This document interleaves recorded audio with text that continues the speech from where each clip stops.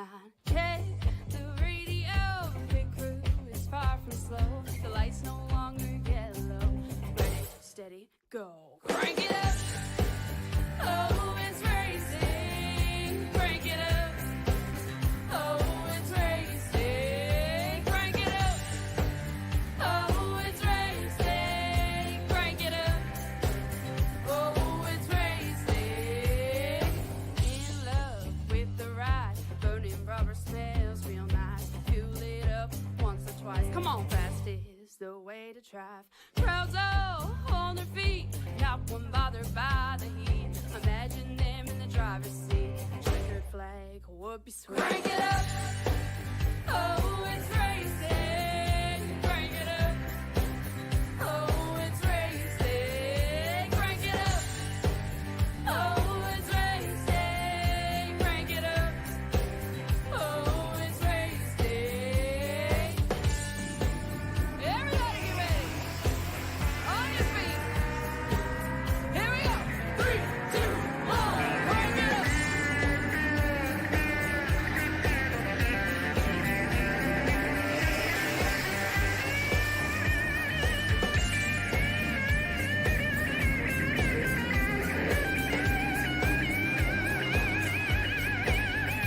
Crank it up. Oh, it's racing. Crank it up. Oh, it's racing. Crank it up.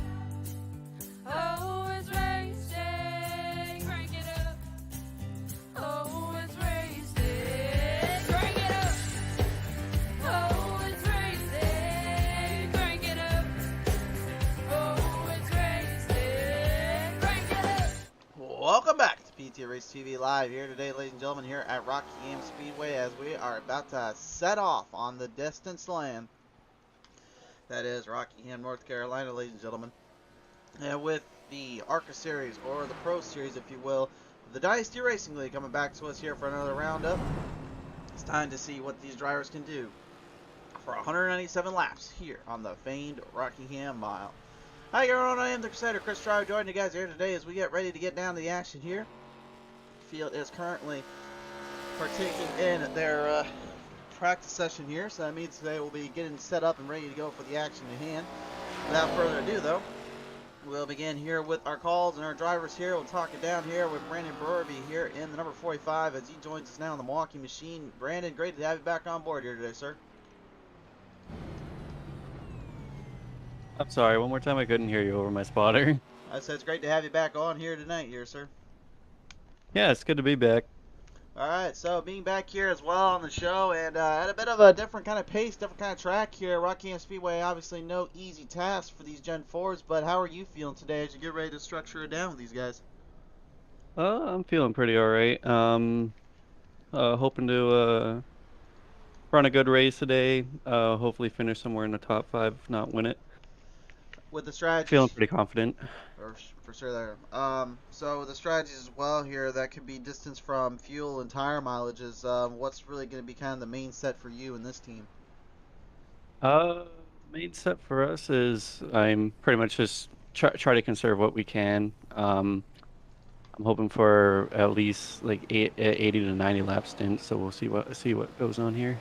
For sure there. All right, Rob Burby, it's great to have you back on board here today, sir. Best of luck to you and the team.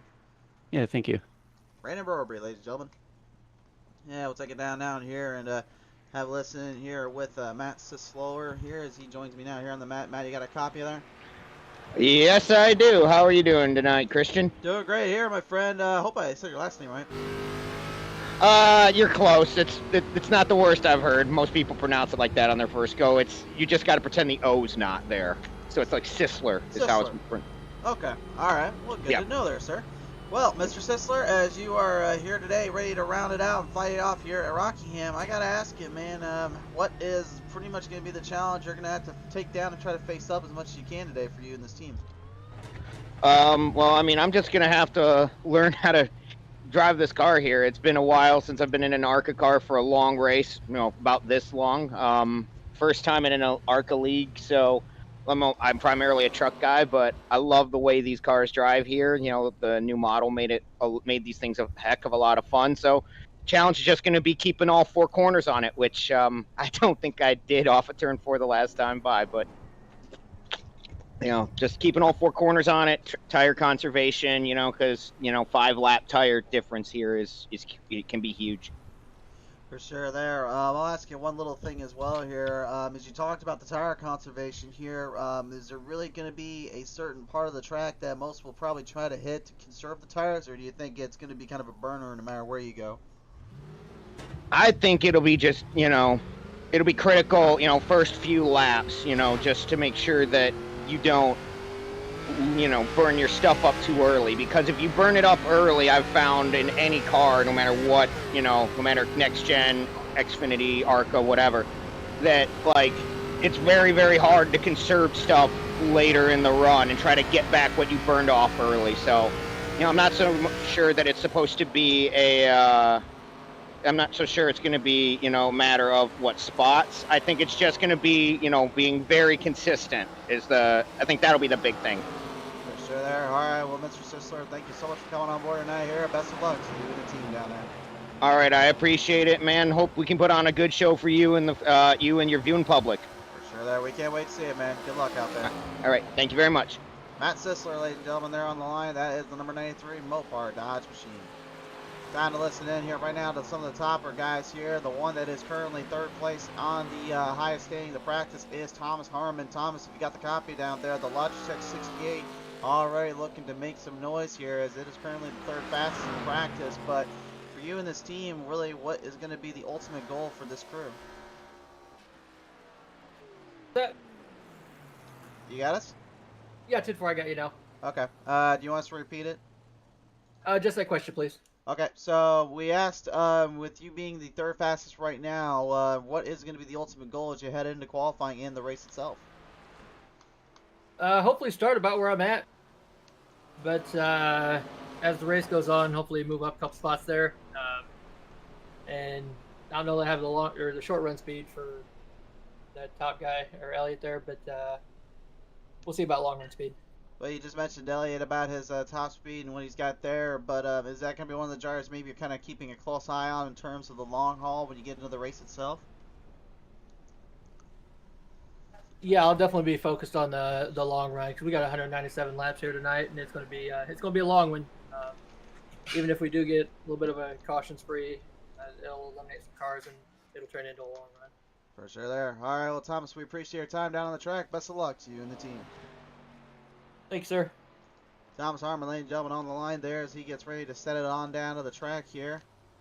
Mike Lemon, one of our lone Canadian drivers right now, has joined us here on the call. Let's listen in down to him right now here. Ladies and gentlemen, the number 38, Mike Lemon, joins us here. And Lemon, if you got the copy down there in that leaf filter 38 machine, man, it seems like you got kind of a good idea on how to keep the consistency up on the turns and the controls, but with this this little pinked up black and pink machine design is kind of raising awareness here for night for you and the crew. Yep, sure. All right, well, sure indeed. Well, I guess I'll ask you too in the race itself, with the way the car handles and the way everything kind of handles on terms of the track, where do you think is going to be kind of the worst place for the tire burn in this case on the right sides? Well, for me, probably turn 1 and 2. Limited practice here, so I'm just trying to get up to speed really quick and see what I can do tonight. Sure there. All right, well, Mike, we appreciate your time down on the track there, sir, but good luck out there. Thanks a lot. Absolutely. Mike Lemon, ladies and gentlemen, on the line there as he gets ready to bring it on down to the track here. Yeah, we'll take it down now. Listen in to another one of our drivers here. He comes to us right now. That's Richard Springer here. Springer, how are you tonight, sir? I'm doing fine. How are you? Doing pretty good. Well, last time we had you out on the show here, you was wilding and that motorcraft bad boy up a little bit, but ended up with Daytona being a bit of a ride out there. What is it going to be like today for you at Rockingham? I didn't get much practice. I just joined a little bit ago, but it seems to drive different than it did about 3 or 4 weeks ago when I was here. So we'll see. I'll figure it out. What seems to be the difference maker, and what is the change that you're feeling inside the car? I think it's the paint. No, it just I'm having trouble getting into one. I'm usually really good doing that, and right now I have to figure that out. All right, well, we got a few minutes left before we enter in the qualifying stage, so best of luck to you and the team. Thank you, man. Appreciate it. Absolutely. Richard Springer, ladies and gentlemen, on the line there. We'll take it down now and talk to the guy that a lot of guys will keep their eye on here, Chris Vanderplat's here in the number 10 Mountain Dew machine. Chris, you got a copy down there? Yes, sir. How you doing tonight, Christian? We're doing pretty good on our end, and it seems as though that past the 10th day, on the 10th hour of the 10th night, you have the 10 in the 10th spot for practice. I'm assuming, though, you're going to try to get a little bit higher up than that in qualifying today, aren't you? Yeah, we're definitely going to try to drop a 0 off of that 10 for qualifying. Now, Rockingham is not one of my my fastest, best tracks, but I do know it's one of those races that you more race to survive. So we're not too worried about qualifying today. Race to survive, and I'll ask this too. I mean, how crucial it is to keep RPMs high on this car. How difficult is it to get the momentum to stay consistent and flow through to really take down this tough Rockingham mile-long track? So like it's the RPM's high into the corner is easy, but getting off the corner, obviously that extra torque is going to be all about the throttle control exiting 3 and 4, I think, to get that long run, but while keeping the car stable. For sure there. All right, well, you got a bit of a throwback car on this one, and a good look to it. Let's see if you can put it in victory lane tonight. Good luck down there. All right, thank you, Christian. Vanderplat's there, ladies and gentlemen, they're getting ready. Vanderplat's looking to try to make or break his day as we are about to bring the drivers to qualifying. We'll talk more with the guys later on too here. We are not done talking with them just yet. We'll have a few more left to speak with, but we're about to enter into the qualifying stage here, ladies and gentlemen. Time has completed on qualifying. We now engage to practice. Excuse me, we engage from practice to qualifying. Pardon my language there. Anyway, we're getting ready to get down to the action here, race fans. They bring the field onto the track. 5 minutes of qualifying begins now. Takes just under 25 seconds to get around this track here. Definitely going to be a bit of an opening or a setup here for a lot of drivers to really have to dial in and tone up. Only a mile in length. Got a bit of a diamond edge, kind of corner off, little front straightaway. But that doesn't mean it makes it any easier to figure out or to challenge yourself. Austin Collins, Tractor Supply Co. Company, number 1. Going to try to put the Menards machine in a good spot. We'll focus on him for this first half. And you can just see already how low he is to the center point of the yellow. But it looks like mechanical problems may be doing him in here. Looks like he's going to have a little bit of a problem here, so that will put him somewhere in the back of the pack. 74 Budweiser machine of James Pandolf. Last time we saw him out here, he had a good little run there at Daytona. Ended up getting struck though on the outside wall a lot of times, and he told me earlier today, I don't want a repeat of that. I want to prove something. Well, his first qualifying times of 24.40, not enough to take Thomas Harmon's 24.11, but his second lap, it's a solid 24.31, enough to move him into the second spot. Richard Springer jumping in now into second as well, knocking a few of those guys down. Taylor Butcher Benjamin putting up a good one, 24.20, 24.24 for Brandon Brorby. And then James in that top 5. Andrew McKenzie just throws himself into the 6th spot with 24.45. Right now we're focusing in on Matt Sizzler. And then number 93 looking to sizzle and dizzle his way around this track.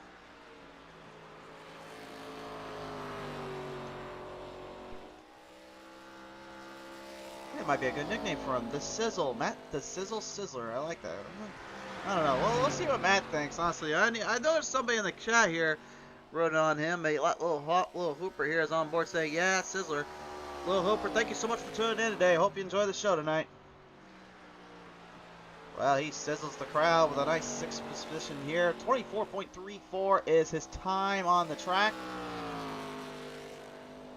Let's see what else I can get here as he lines it up down through turn number 3 to turn number 4.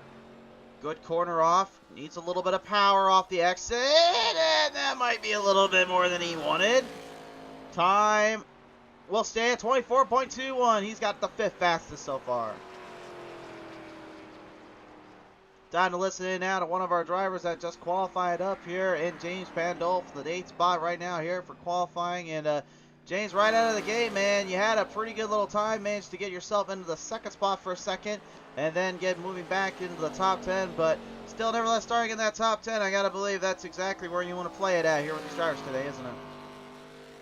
Yeah, watching the board right now, down to 8th place. A few more drivers yet to go. I'm assuming I might drop 1 or 2 more spots, but consistency is going to be the key here. Tire wear is going to be a big factor later in the runs, so I'm going to try my best to keep the tires on, and hopefully I'll get a solid top 10 finish tonight. So top 10 finish would be now coming off from what happened at Daytona.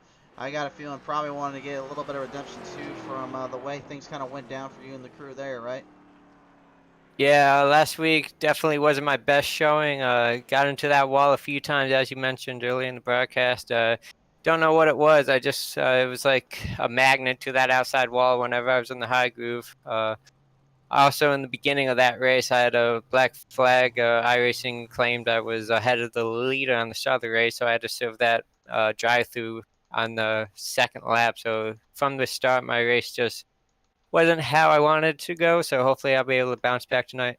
For sure there. All right, well, James, we appreciate your time on the track here tonight, sir. Our best wishes and luck to you and the team. Thank you very much, and thank you for doing the broadcast. Looking forward to watching it again after this. Absolutely, man. Thanks for coming on out. Thank you. James Pandolf, ladies and gentlemen, coming back on out and having us back with us as well. So great to hear from him and great to hear everyone out on the track here. Let's listen in here to one other driver here before we go to the race here. Justin Sorrell now joins us here. And Sorrell right now currently watching on at this playing field and watching on at these drivers. I got a feeling you're thinking there is going to be a heck of a lot of racing down on these guys today, isn't it?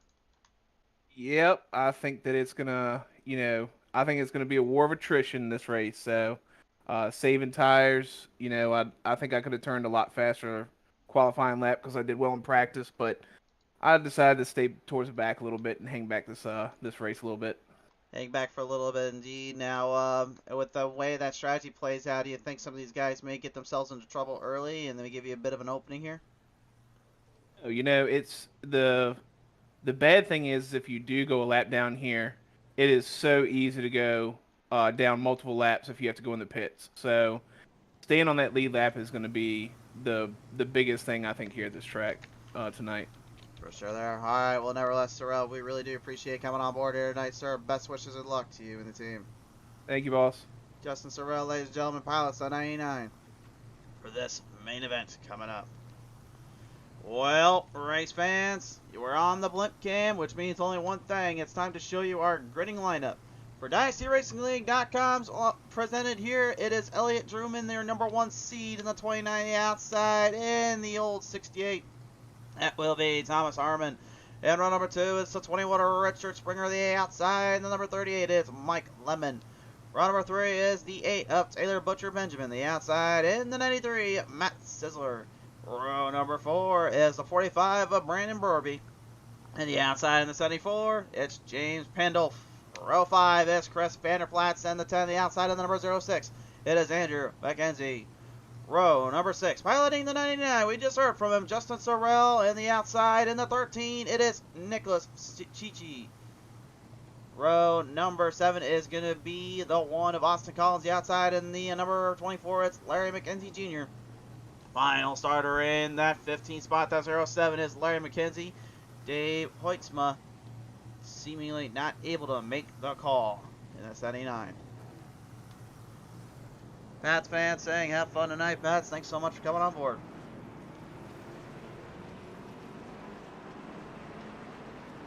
The field now brings their way across the track.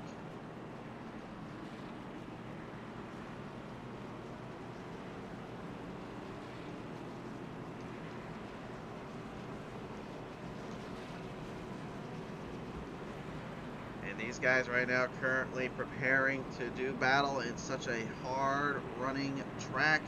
Extremely tough to master. This will not be for the faint of heart.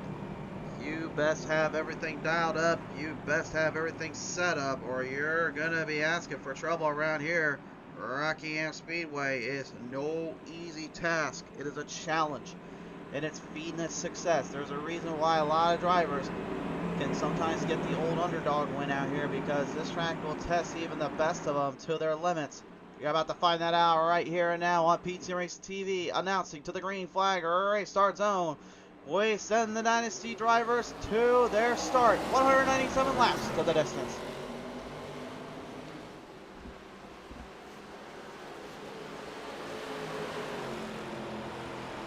Well, out of the gate, Harmon will take a backseat to Drummond as they line him down off the back straightaway immediately. It will be the number 38 of Mike Clement, going a little bit deep, gets it a little bit loose, strikes it back and gets it under a course. And the 8 of Taylor Butcher Benjamin already looking to try to capitalize on that little mistake here. Richard Springer kind of watching that closely here in the Motorcraft number 21. The one thing you don't want to do out of the gate, make mistakes and give openings. Let your speed tell the tale. Ride the car out, but don't let this thing get too out of hand. A lot of drivers may not figure that out till it may be too little too late. It all depends on themselves as well as what they bring to the table.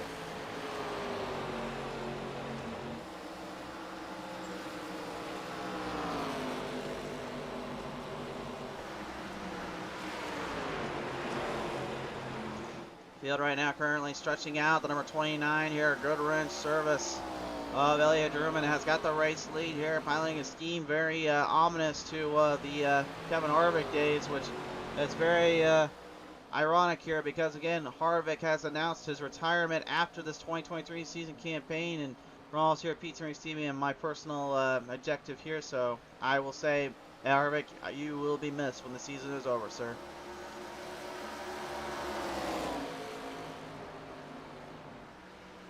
Of course, guys, got a bit of a fame story here with this track and with this series here. We'll talk more about that maybe later on in the show. But right now, currently, Harmon and Butcher trying to keep Drummond honest, trying to keep him at bay. Up at the back of the pack right now. Good battle coming off here as Chris Vanderplatz and the number 10 there has a little bit of a drive away from the guys behind him, and the 06 of Andrew McKenzie as well as the 13 of Nicholas Cici.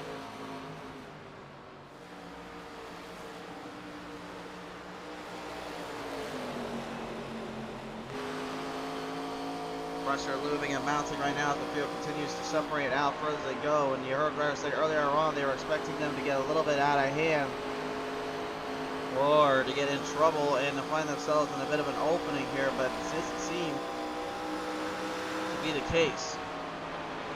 Matter of fact, seems to be the complete opposite. It seems like these guys that qualified well, they're staying right where they were and right where they need to be, letting the pressure not force them into any issues.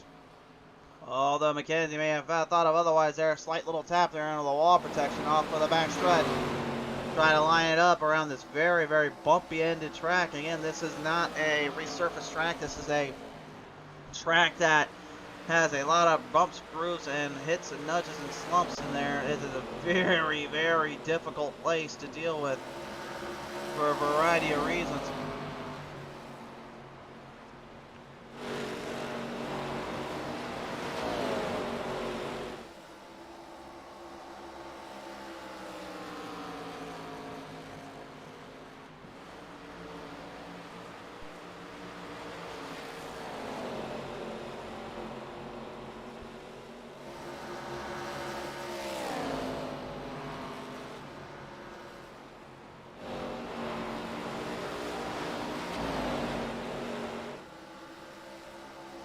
So right now, currently, everybody trying to get to the front, trying to figure out the strategies here, but at the moment, it is still Elliot Drummond who has the race lead. No issue or regards towards his power, towards his momentum. He seems to have everything kind of kicked up and dialed in here, which is exactly what he needs to do. Focus on the task at hand and focus on everything else that you got going on, and the rest, as they say, will be history.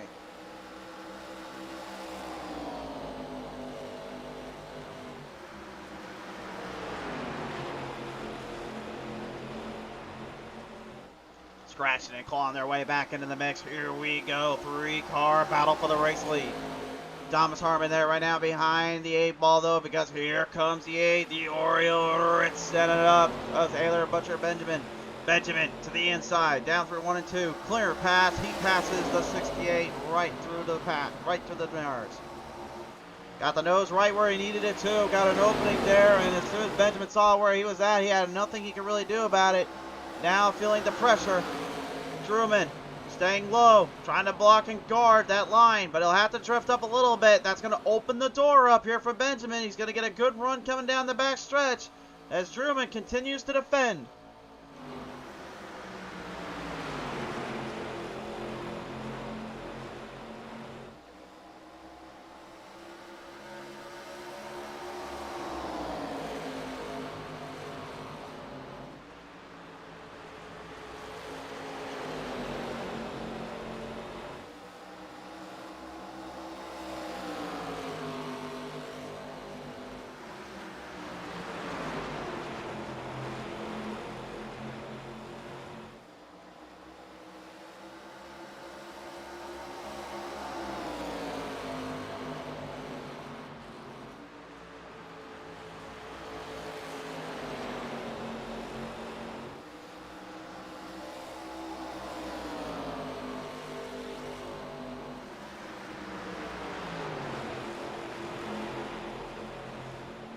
Swinging down through the corners here. Truman still having a little bit of a time getting around there. Mike Lemon in the 38. You heard him say earlier on, his focus is going to be mainly not just being raised in awareness, but also to really get a good awareness of his tires and where he was going to try to bring this car around at the track. The leaf filter machine is looking closer and closer to the front, and he laid low early, didn't try to push anything too quickly, didn't try to make any big moves out of the gate. He just kind of stayed in control and focused on the track. From there, really just kind of hampered down and made sure he was setting it up for what he needed to do. 17 of the 197 laps completed so far. Matt Sizzler in the 93 here looking on as they go deep inside through the run and through the bank.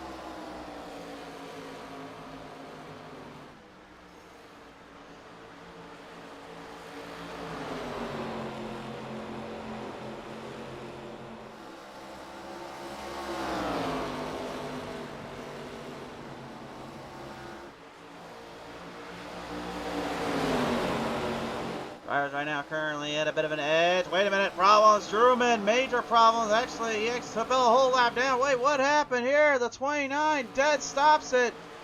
Truman's out. Your race leader gone and out here. I think he might have clipped the wall a little earlier on, got slammed in the back, but hard to really say. I didn't see everything that happened on my end here, and he is gone. The car is completely destroyed, and he's done for. Something major going wrong here for the 29. I'm taking a look at the replay. I wasn't really looking right down on the track here. I was looking at some of the camera angles and other cameras down on the other end, but Truman fell a complete lap down. Something majorly going wrong here. Well, he disappears here. And I don't know what happened there. Lost power, I presume, and then he got into the wall or something in between there, and that was kind of the end game for him, and I think that's what cost him out of there. Whoa. Talk about a complete 180 reversal there. We didn't even know what was going on until it was too little too late. Nevertheless, Brandon Berarby and the 45 and the 74, James Pandol, moving up a little bit here.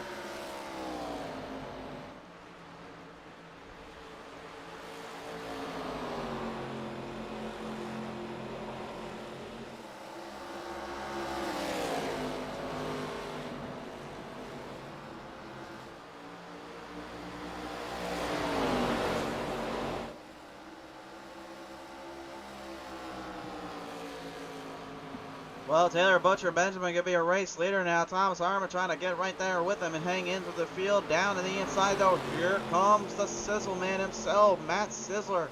He is chiseled and he is sizzled and he is bringing it to the lemon. Mike Lemon trying to take down Sizzler here as he works the outside. That's also a bit of a bad spot, if you know what I mean. That rough little rock patch there. Will not hesitate to throw you for a bit of a loop there, my friends, and that one just about did it.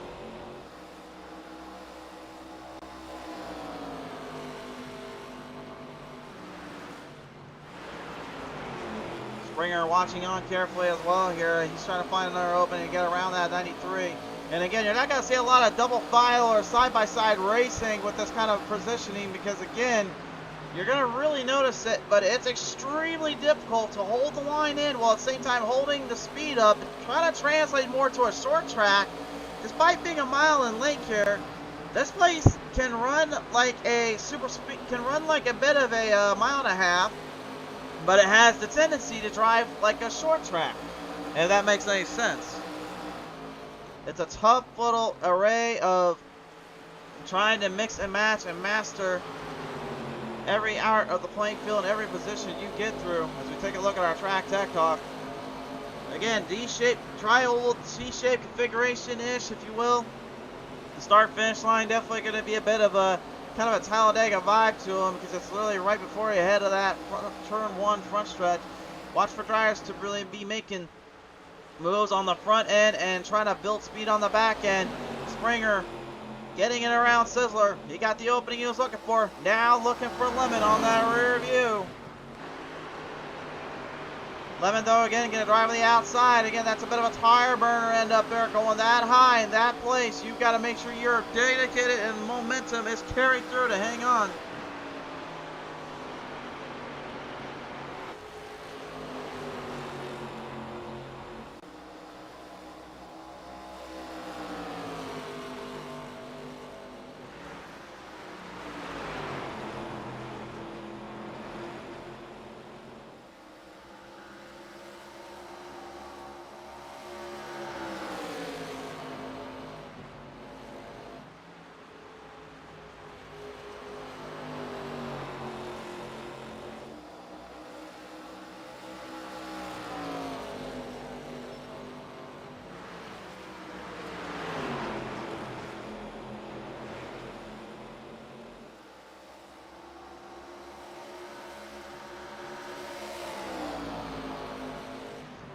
Right now, currently, we got a bit of a battle going on for the third spot. Springer and Lemon here are doing a great job battling for position. The Motorcraft 21 versus the 38 Leaf Filter Machine. Thomas Harmon and Taylor Butcher Benjamin right now, they're still back and forth with one another here.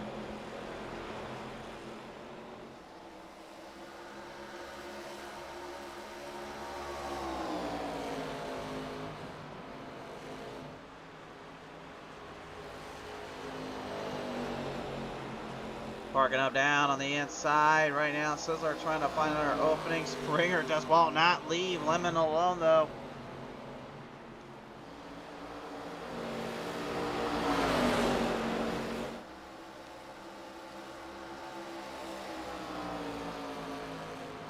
And the laps just continue to wind down here. We look back to the front. Thomas Harmon has taken the race lead away here as he now bolsters the run and bolsters the momentum up on Taylor. Let's take a look at the lap time here as well, just to give you guys an insight on how difficult this is right now for these guys to deal with. You can see the green represents what Benjamin had on Harmon. The orange represents what Harmon gained on him. And that is continuing to get further along with the way he's going. Springer and Lemon still going at it hard here. Meanwhile, back in the pack here, let's take a look at some of the other guys here as the 24. The Larry McKenzie Jr. and the Skull Machine Bandit trying to make a run here on family member Andrew McKenzie.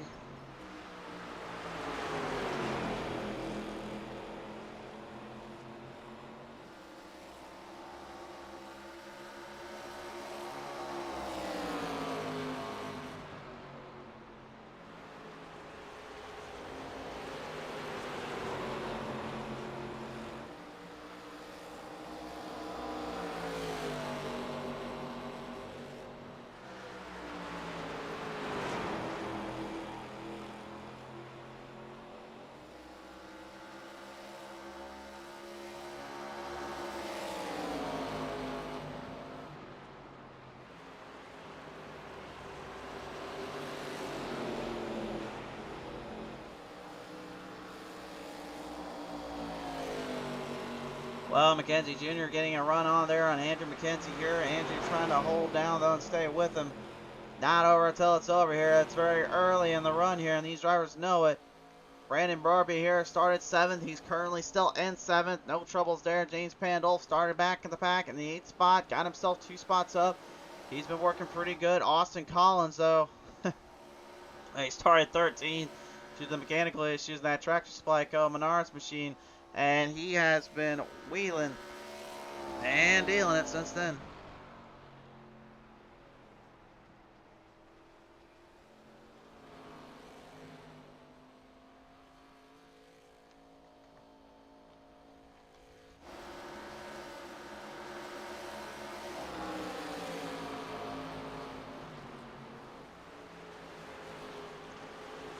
Sizzler getting a bit of a fight back here in the Mopar 93, getting some run off the corners here. Springer giving him plenty of time, plenty of room to let him through.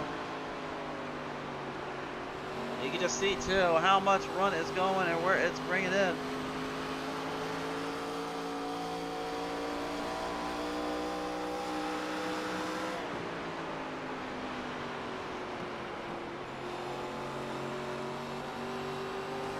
Keeping it right along down off the back straightaway here.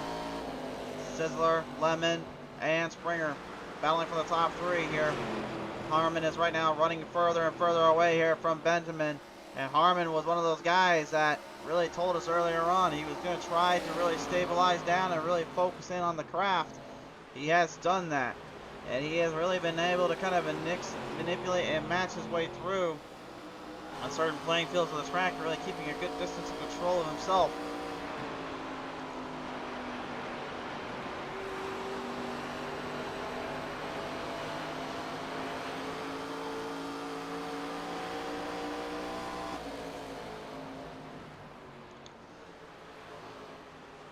So as the field gets further along for the ride here so far, it looking more and more like Thomas will have himself pretty much everything he wants and then some for a time or two.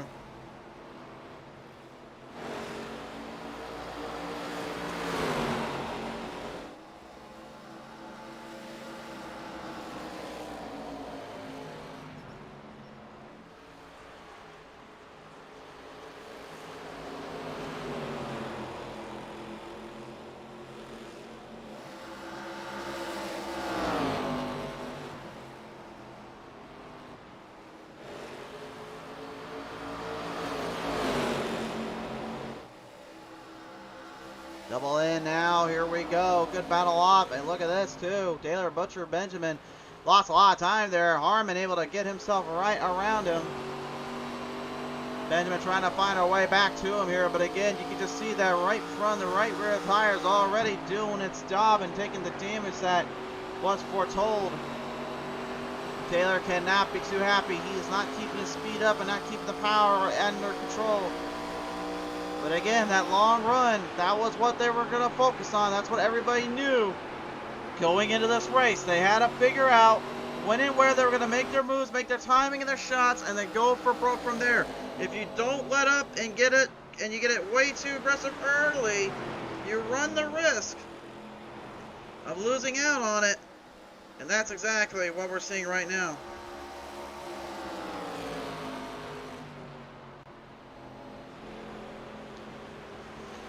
Talk about a huge mistake there, and a lot of other mistakes now being made. Here we go, back to the pit road though.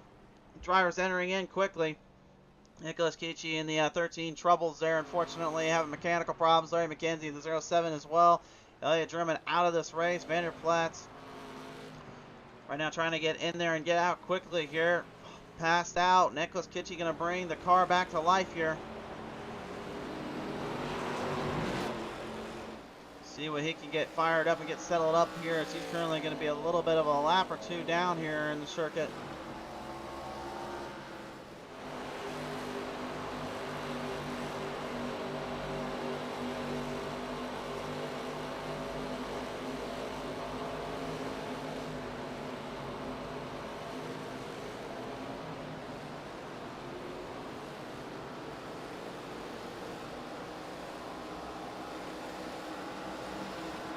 Coming off the back, by the back stretch there. Butcher getting himself a little bit of a wall right off the back half, and not the Ross Chastain kind. He literally sent it in there and got a little bit of a bump.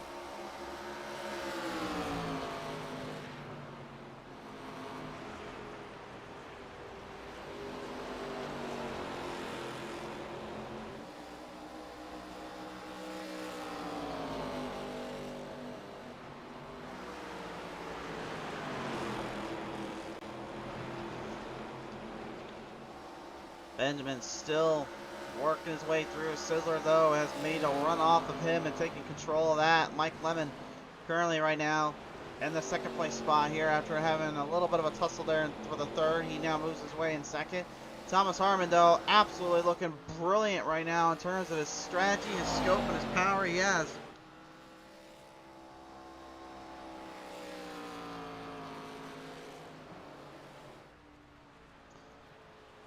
And again, it doesn't really seem like he's really losing or really gaining anymore, but really he's getting so much feedback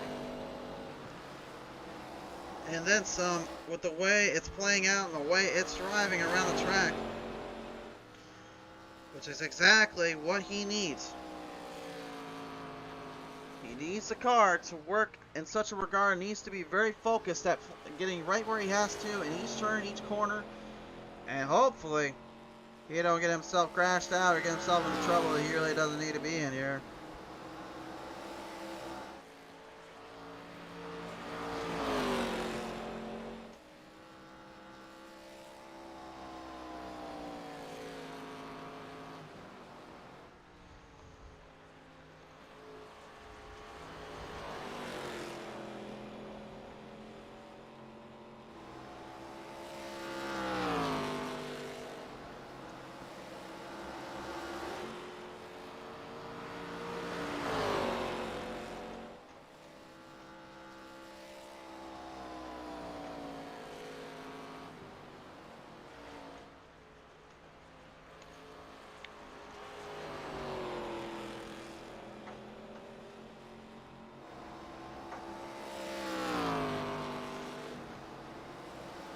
Layering down around the track here. Fields separating out further as we go. Richard Springer and Matt Sizzler here.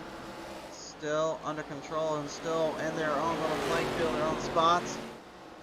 Everybody just trying to hang on though as much as they can. Lap 55 of 197 here is now getting put into the books. Let's take a look in the back of the pack here. Austin Collins and the number one just ahead here of a lap traffic. Chris Vanderplaat's going to make his way through the inside though. Throws a little throwback and throws one right at that one. And Collins letting him by to try to regain some momentum, regain his position.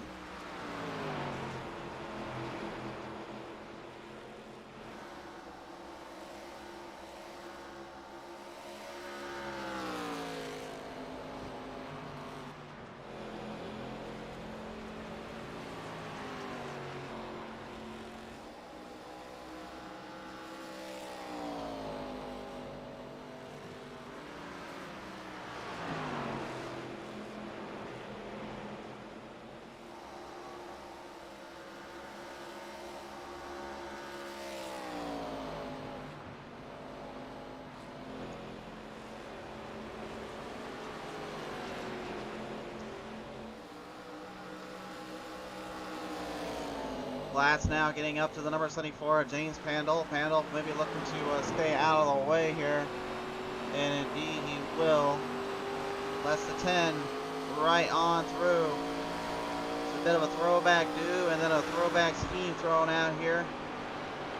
And if I now have to kind of talk about it here, I guess I might as well. Of course, you've seen the Budweiser, you've seen the Goodwrench service cars on the tracks. Well, of course, the famed 2001 season that was full of highs and extremely lows in the beginning of it all did have a little bit of a resurgence, if you will, of course, with Steve Park's win in the number one there for DEI, and really then kind of started out the next weeks here with more and more of Richard Childress Racing and DEI getting out those bad boys in those cars that we now see with Elliott Drummond and that 29 that Kevin Harvick had drove. Bit of a kind of a famed history, kind of a famed pass here that came out on the circuit. And really Rockingham despite having not had a race since 2004 for the Cup Series, still lives on in infamy and at heart for many fans that still want it back.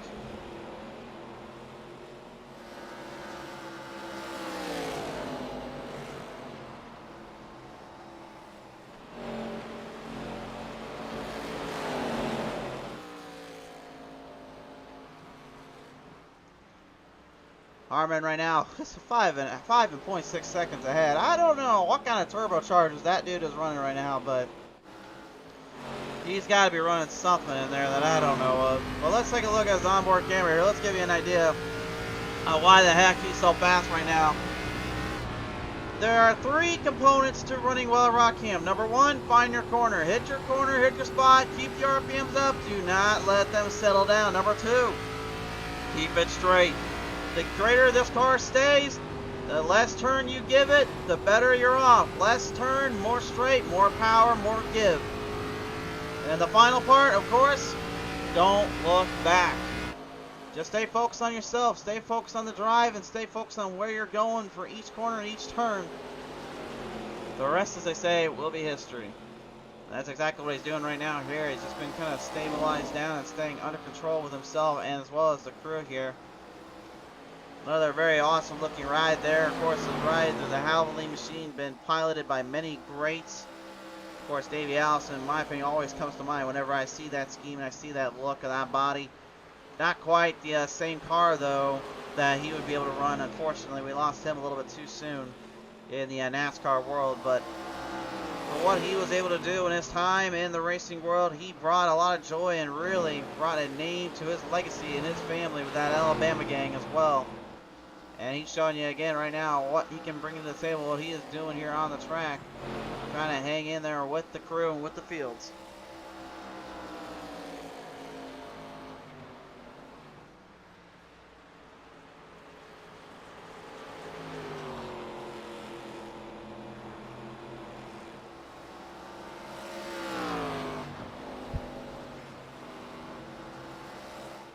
Mike Howery saying number 45, got the muscles up and got the fist pumps going.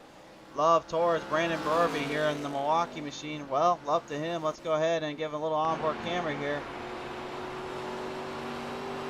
By the way, race fans, you do see the times on your screen there. They may not be changing. That's okay. That's actually what we're trying to show you right now. We're just going to show you the best times being thrown out on the track here. And this is one thing I always like to show is that just because you have the fastest lap doesn't mean you're the fastest driver. It's all around consistency and control. The fastest time was a 24.21. That was set by Taylor Butcher Benjamin. And right now, currently just now going into pit road. He fell back into ninth as Brorby will bring it down into the 7th spot here. The 45 goes to pit road. But strategies really bolster and make your run and make a little bit more control out of the gate. And here what he can go for.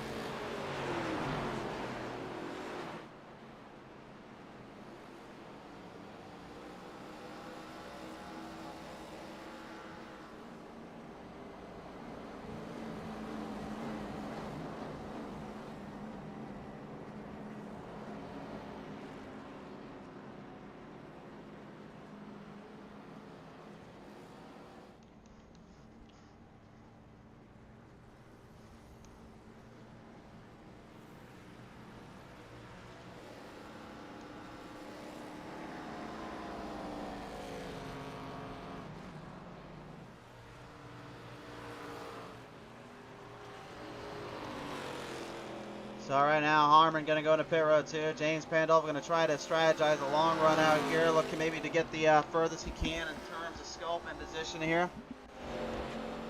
A very interesting strategy here to use, but unfortunately, all strategies have to end up breaking down some point.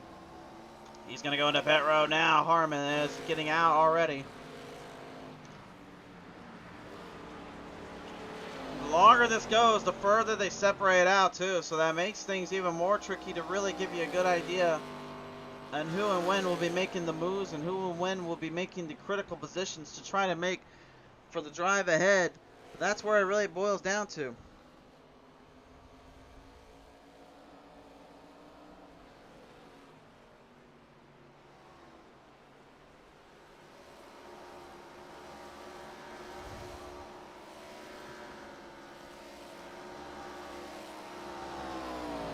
passed around the number 06 there, or excuse me, not the 06, but the 07 of Larry McKenzie there. That was Chris Vanderplat's there. Vanderplat's making his way now through ahead of the field. He's going to get himself right on Pandolf. Pandolf coming out of pit road. Fuel and tires being used up here in the setting four, trying to hang on to the speed and trying to get back his momentum. 8 seconds ahead though, Mike Lemon. Thomas Harmon is back in the race lead. So we've had a couple of different leaders so far in this one, but so far it's really been Harmon for a bit. Benjamin had a little bit of a lead. We knew Drewman had a good lead earlier. Then unfortunately the glitch graphic gremlins and the mechanical problems attacked him and got him completely all out of shape. And since then it's been kind of a crisscross and a bit of a fight out to see who can get the better of the other. And speaking of crisscross, good lord. What a crossover there by Pandolf, only to just get completely nullified by Vanderplatz. And then now back at it again here. Let's get some more momentum coming down through the turns. Speed's critical and speed is high here, and that's exactly what they needed. Pandolf not able to stay with him and gets him a little bit further back on the track.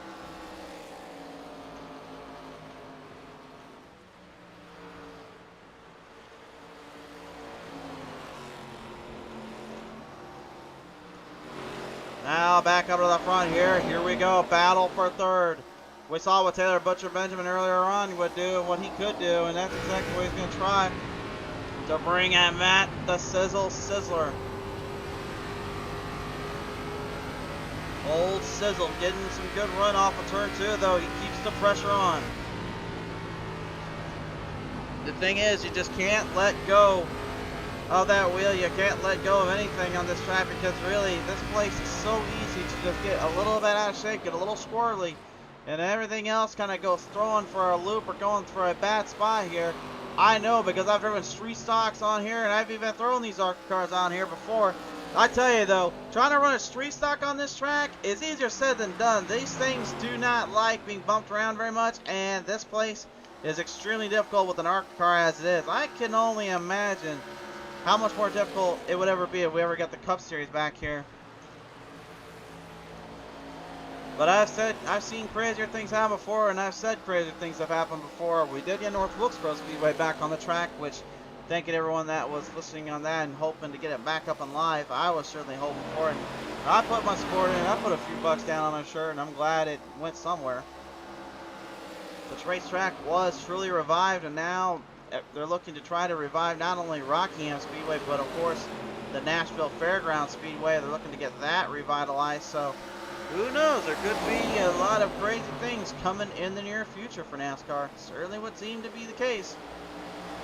Justice Rail right now looks like he wants to be out of this case, out of this problematic zone though. Nicholas Chichi right now trying to stay out of the way of wrecking into him there. Nearly 3 wide entering into turn number 1. That is probably the worst spot you can be at, trying to stay out of trouble and do his own little thing. Everybody else, well, they're going at a blistering speed that an airplane would probably have a hard time to handle with. Just completely diving in and dropping the hammer down, trying to see where the openings go for, and then looking at it from a different angle. So much going on and so much happening in that little area. Sizzler and Butch Benjamin right now falling back way further in the field. Up ahead here, Thomas Harmon 8 seconds ahead of your current second place man in Mike Lemon. Lemon, the only Canadian driver today here, representing for his nation well, as the Americans continue to dominate on their territorial land. Harmon trying to find another opening here as well. He's got the 07 of Larry McKenzie right in front of him.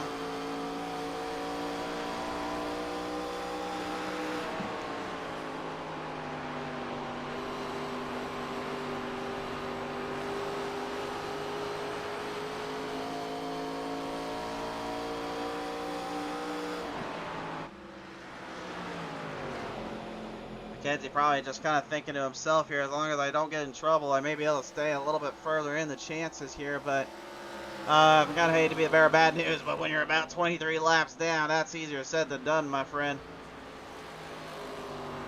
That's a tough deal as well to really have to sit with, is knowing you're having so much time and good runs here, but then all of a sudden the car just doesn't have the same momentum, the same drive. However, it is always good to see drivers still come out, still trying to put on a show and put on a battle here. Certainly has done that, and certainly has brought this thing to life on the track and into the playing field here.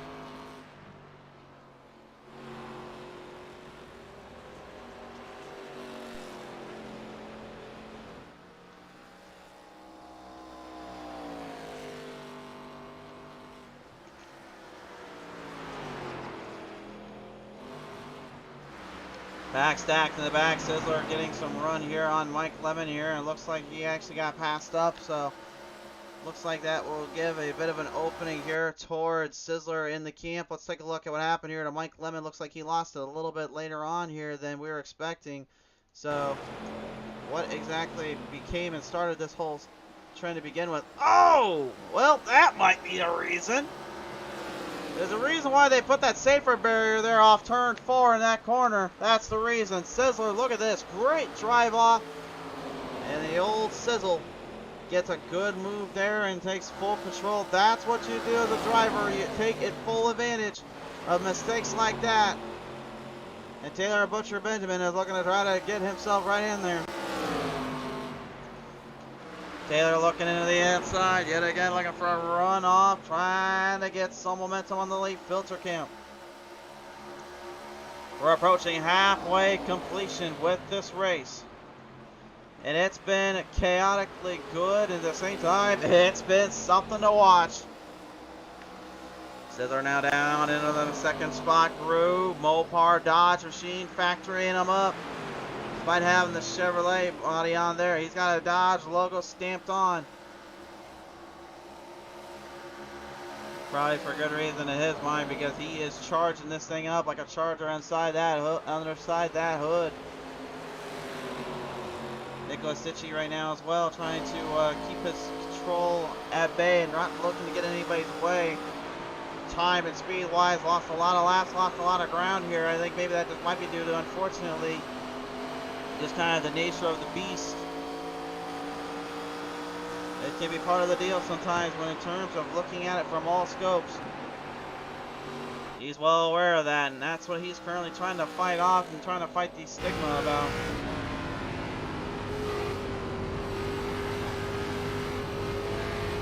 We got our onboard camera here with the Skull Bandit, number 24, Larry McKenzie Jr. holding in the 8th spot. Still in lead laps. We're good for him in this case, because a lot of drivers have been falling further and further back on that lap time. But doesn't mean he's out of the woods yet. He still has a lone Logitech driver coming up for him here.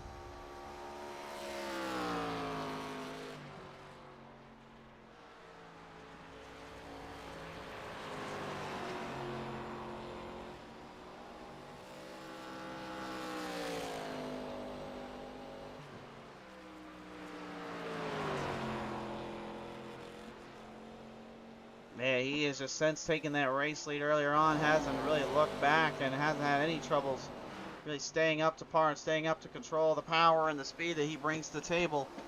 Back into the bottom half, into the top half once more. Down for the 3rd place position, Mike, Lemon, and Butcher. Gonna go at it a little bit here.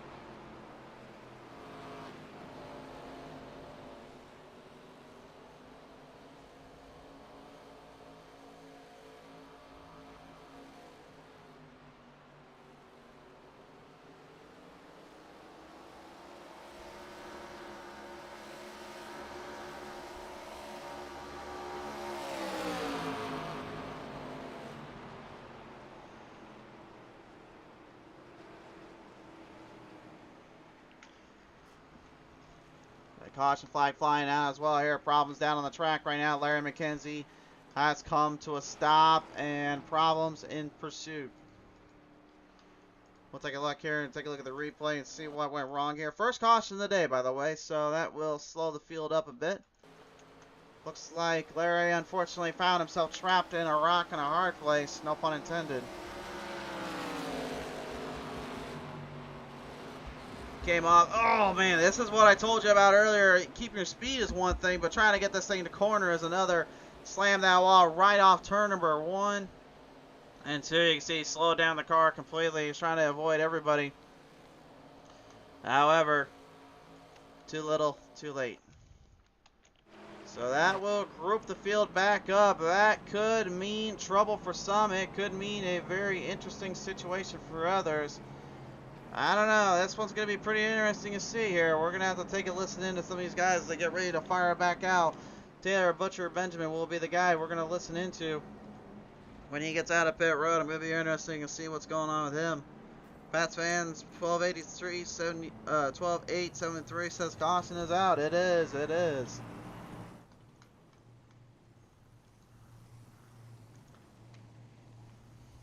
Everybody else that's out right now currently trying to get their laps back, by the way, or trying to get time back from earlier. Ground off. Harmon gets out first. Sizzler goes second. McKenzie Jr. going to get out there second, actually. Sizzler will then go third. Benjamin going to be kind of hanging around a little bit there. Down to Tasteland now, right now. Listen to him off the track here. The number 8 Ritz Oreo machine is Taylor Butcher Benjamin now with us. Taylor, how you doing, sir? I'm pretty good. Happy to see that caution because early on I think I charged a little too hard. Led for a little bit, but yeah, I lost a lot of ground charging too early and burning up my stuff. So felt like I was starting to run a little better on the last long run. So and looked like I could restart third. So hopefully we can keep it up here. Catching that break here with that caution here and having only about halfway left to go. I mean, what would the pressure and the pinpoint accuracy going to be used to help survive the next half? Well, it's kind of tough because feels like the car does a little something different each lap. One, like it'll be loose one lap, but tight the next, and so on. So just got to keep on top of things and mainly race the track instead of the competition, and hopefully we can keep it up there. And of course we got at least one more pit stop left, so got to execute on there too, and hopefully get a good finish out of this deal. For sure there. All right, well, Taylor, thank you for coming on tonight here. We appreciate you on the board here. Yep, thank you. Taylor Butcher Benjamin there on the call there as we listened in to him. We'll take a listen in now to the number 1 Austin Collins now joining us here, and Austin catching a bit of a break there with that pit stop and the pit caution coming out. Does the Tractor Supply Co. 1/2 something left here for this halfway point? I'd like to think so. I don't know if I got anything for Thomas. He had checked out there. That caution did help me though. I mean, right back up here to him. That's all I needed. So we'll see how it goes from here. Back up there to him, and with the way the tires were reacting and forming, how many laps were you really to get out before it really started to burn too much? I saved a lot there. I know I had like 20% more than what Thomas did on my right front there at the end of that run. So I actually got to drive the tires off a little bit more. I'll let you know then. All right, well, best of luck down there, Austin. Thank you, man. Austin Collins preparing up for this final leg of the race here. We got a halfway point reached. And Pats fans saying the race to the finish is on now. It is indeed.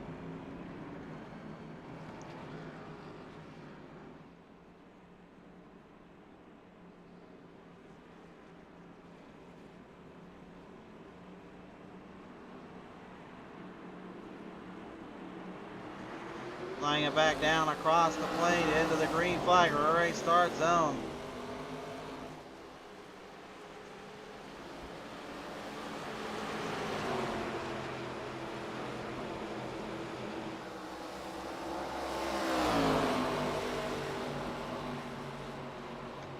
Brad Sizzler right now making a run for the lead early on. The Logitech 68 of Harmon going to fall back a little bit.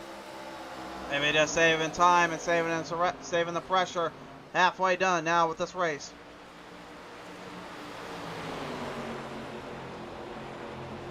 Oh, trouble off of turn 2. Slipped and slide there. Right rear kicking out underneath that 93. Now has to get the Mopar clear back in. on the defensive. Blocks the bottom, runs it right down in the corner here. Going to hold the 68 back as now Harmon looks for him again. You just can't let openings like that, though, happen too often than not. If you give too many chances like that up, you lose more ground and coverage than you realize. He's well aware of that, and he's trying to avoid any momentum boost or any issues like that, and that's exactly what he's got to do. Back on board here with Taylor right now. Currently, he's got his eyes set on Thomas, but a lot of drivers are already saying they're not sure they have anything going for old Harmon here. Harmon extremely, objectively, just staying focused and determined, while trying at the same time knock off the best and the toughest drivers here while he can. Yeah, leading back around off of turn number 4, and it's going to be Taylor Butcher-Benjamin here, staying right there with Harmon. Harmon trying to keep momentum up, trying to get the pressure on. Larry McKenzie Jr., number 24, Skull Bandit, trying to reel and deal his way right up there with the field as well. Caught a break there with that caution flag, and he's now able to kind of get himself a little bit more of an opening on possibly taking to the drivers. But even with that too, we talked about that long run and that long haul objectively, you've got to focus in on.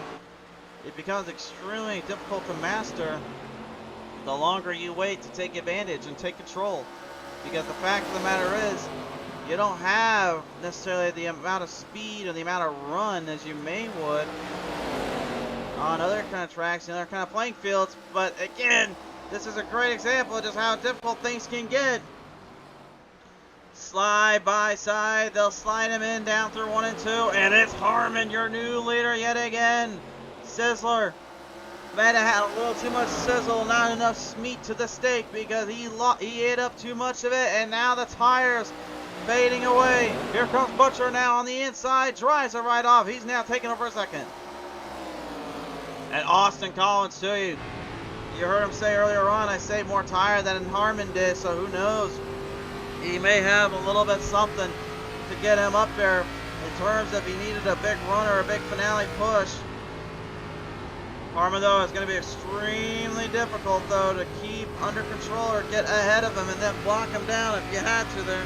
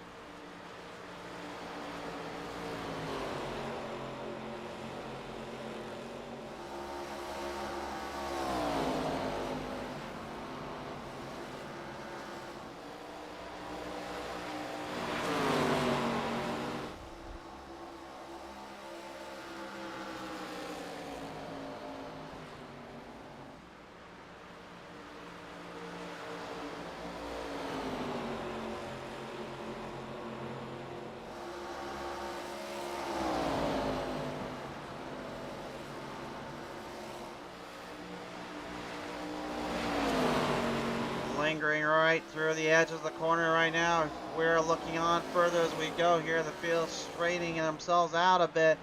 Taylor Butcher-Benjamin now trying to not only butcher the tires off of Harmon, but also trying to take a spot away. He's trying to become the butcher of Rockingham here and take control of this race.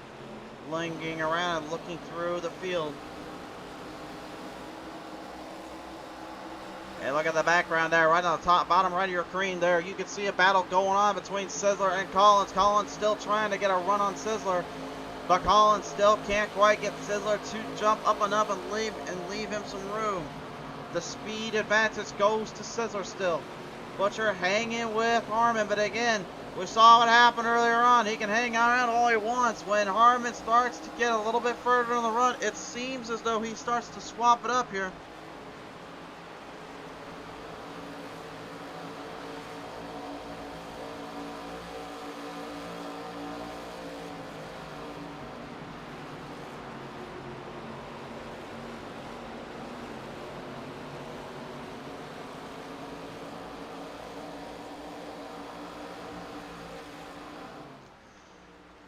Harmon still keeping the 8 behind him though, not letting him breathe or not letting him breathe. He's keeping his foot on the gas pedal and his other foot on the throat of Benjamin. But again, Benjamin, he's like a fighter. He's a gladiator. He won't give out. He won't give in. He's gonna keep pumping up. He's gonna keep pushing up and keep that foot as far away from him as possible. It seems to be working just enough, but again, how much longer will it go before he won't be able to breathe anymore, and those tires won't be able to have any more grip or any more friction to use. He knows he's running out of time here. He's either got to start looking closer at Harmon's run, or he's got to figure out his own run. Well, even you heard some of these guys say earlier too, I think Colin said it too, is that you can't let this track defeat you. You have to defeat it and not worry about the drivers. And that's extremely a good point too. We talk about it all the time. We focus so much on ovals. We talk about how to try to take down the other driver, trying to fence them and beat their speed. The fact of the matter is, the drivers in front of you or behind you aren't the problem. The problem is defeating the track. Anytime we get out on these tracks, whether it be a road course or an oval, we're always facing the track first and the driver second. The thrilling part is just how close we can get to maxing out and matching the drivers in terms of scope and speed, because of how hard we're running the track down. But once we start having the track beat us out, that's when the other drivers then come in. It's kind of a tag team situation, if you will. Kind of what you see in professional wrestling. It's like when one starts to fade out, the other comes back, the other one can get tagged in to help out. It's extremely well useful here and extremely good to have in terms of speed and scope and trying to keep your momentum up in terms of the playing field. Larry McKenzie Jr. here and Mike Lemon as well, separated out by a bit here. Justin Sorrell now gets passed up by the 38. Very shocking to see Mike Lemon here so far back where he was at here. Again, remember, talk about it earlier. He made a great jump there to the second spot, had a good little run now for a while, but then all of a sudden things started to kind of slow down, simmer away, and he just couldn't really keep the speed up and keep the momentum a chance and are alive, and it seems as though that has cost him dearly.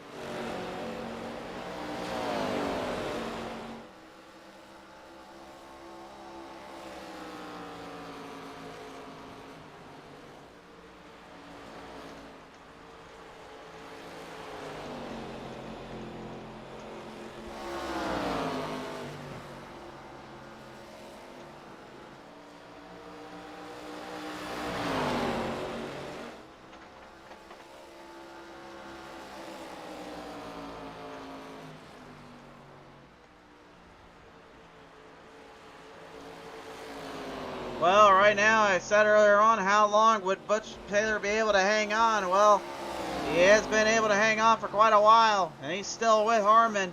We take a look at the lap time right here. This will give you guys a good insight in how quick and how close Butcher has been able to stay with him.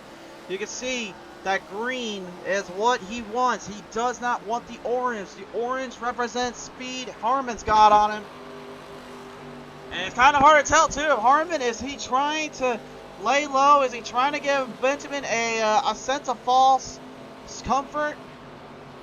Is he trying to, you know, mess with him a little bit? Is he playing mind games? That's one thing we always talk about. Some drivers are extremely good at just kind of hanging on, laying low, and then go from there.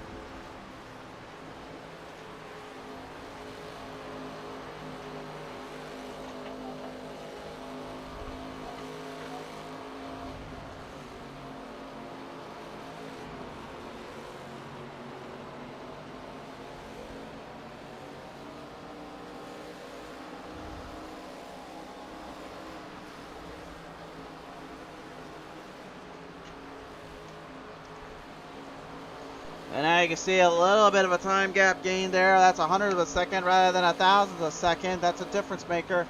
Harmon could be starting to reel and deal it a little bit. That is turning to be a bit of a handful here, a bit of a scratch out. More time gained off for Harmon. He just gained another 10th off of Butcher. But Benjamin able to come back a little bit there on the stretch. But he's losing a turn now. He is losing more. He's losing a lot more now. This is not looking good here for Benjamin. This is exactly what I was talking about earlier, was how long would he be able to go before he would start to fade. You're seeing it now. This is literally real time. You're seeing that distance grow even further. You don't believe me? Take a look at the lap time. Look at the time difference now. That was a 10th gain that time. A full 10th. We went from thousands to 100 to tenths. Very big deal.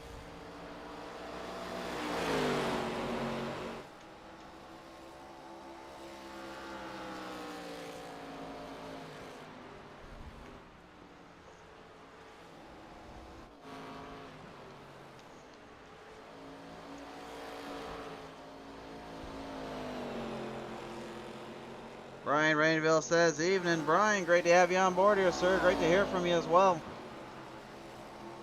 I think it's been a while since we've heard you on the show here, sir. It's great to have you on down again.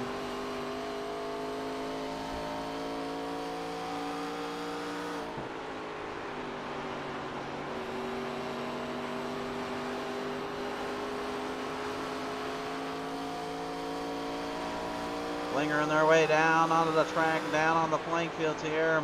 Andrew McKenzie, the number 06. Full control of his own destiny, full control of himself here. He needs to stay focused. He turns the scope and turns the playing field here. He knows he cannot let up, cannot give up too much here. Austin Collins, the number 1 right now. He is muscling right into this field. He's got Matt Sizzler in the 93 right in front of him.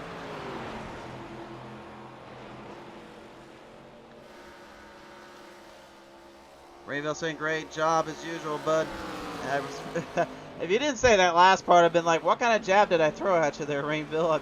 Usually I could throw some old, I could throw a few little zingers at you, but I don't throw jabs all that much.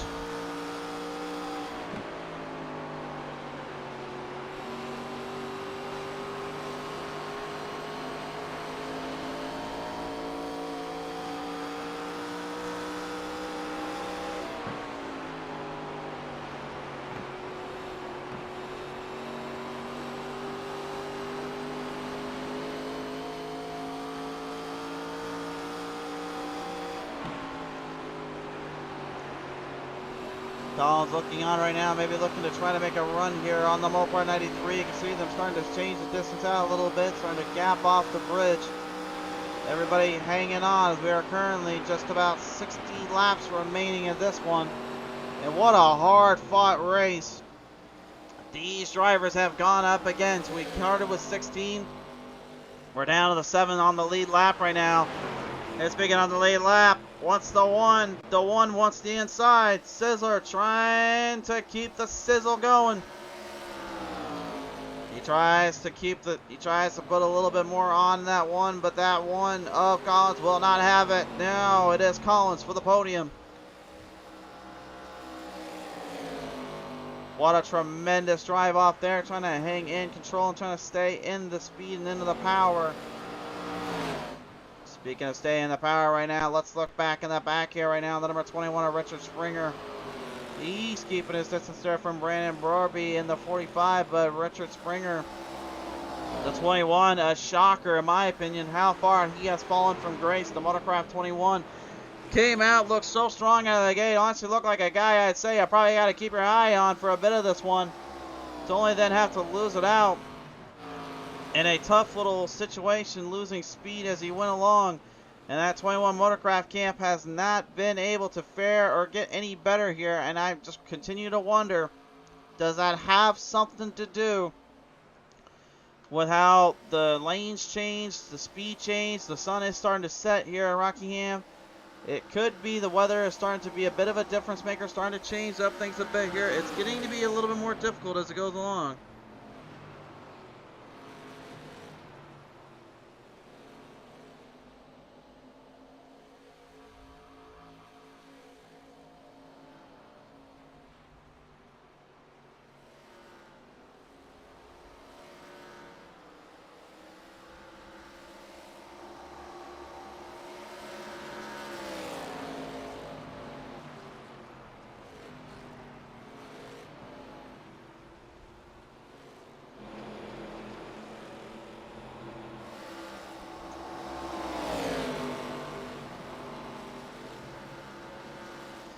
Motorcraft 21, hop top side, sending it on back down.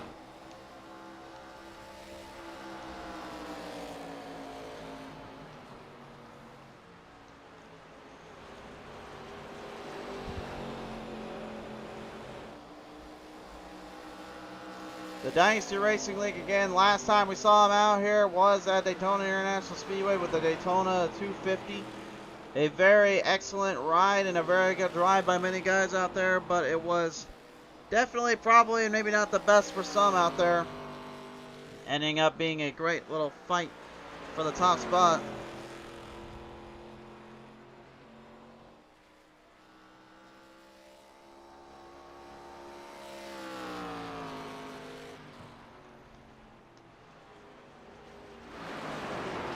And now moving up to the front as well. A guy last time out that, again, we talked about wanting to try to make or break his day, Austin Collins. He had a great job there at Daytona when he was out and he was riding it, and he is now looking to try to bring that here to Rockingham, and he throws the jab, he throws the haymaker. And ironic too, if you think about it, that's technically a DAI car he just passed up as well as he did Taylor Butcher Benjamin. Can't be too thrilled about that, but he'll target into pit road.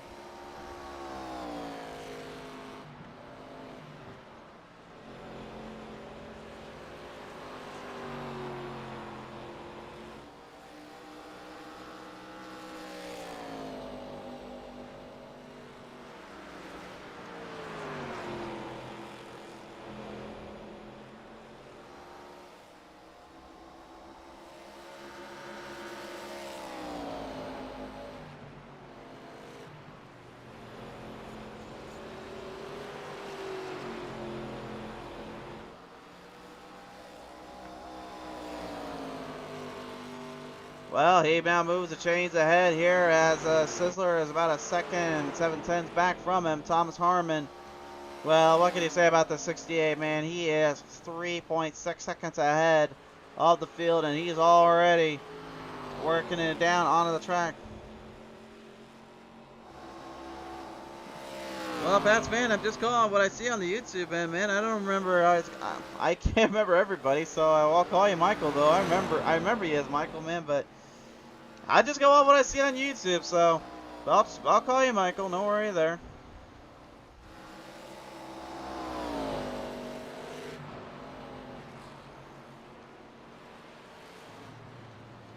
Top five right now: Larry McKenzie Jr., James Pandolf, Matt Sizzler, Austin Collins, Mark Thomas Harmon.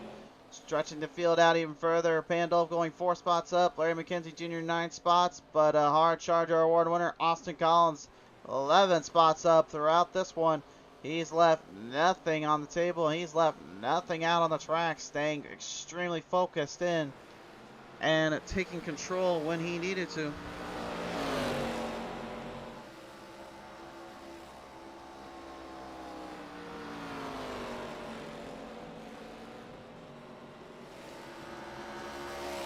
Brandon Verby now 45 machine. He had some love from the fans earlier on, and he's still got some love from the crowd right now in the Milwaukee camp.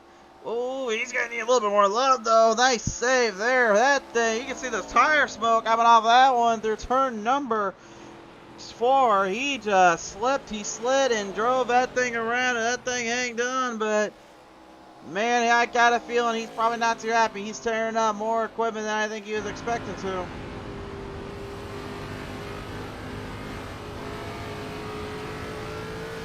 Low center of gravity and a track that's as bumpy as it is, it's not taking so easy.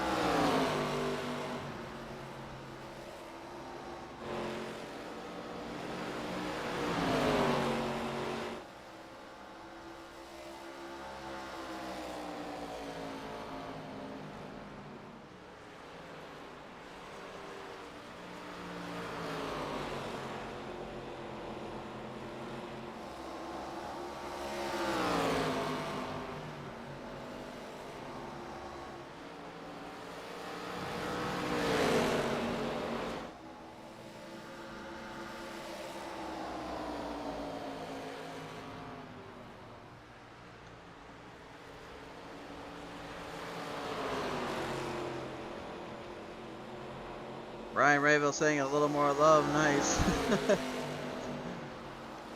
I'm honestly kind of drawing a blank there, Rayville. What did I say again about showing a little more love? Oh, I remember now. No, sorry, excuse me. I remember what I said now. I was trying to draw myself for a second, like, what did I say again about needs a little more love? And I'm like, oh, wait a minute. I was talking about Brorby when he was loose in the corner. By the way, drivers going into pit road. Harmon's in there. Collins, Sizzler, and Pandolf gone. Butcher Benjamin stayed, went in, and then came out. And he's got about a 5 and a 4/10 second lead. Very interesting strategy for the number 8 camp, but isn't enough to last out and win this race. That will be something he'll need to figure out.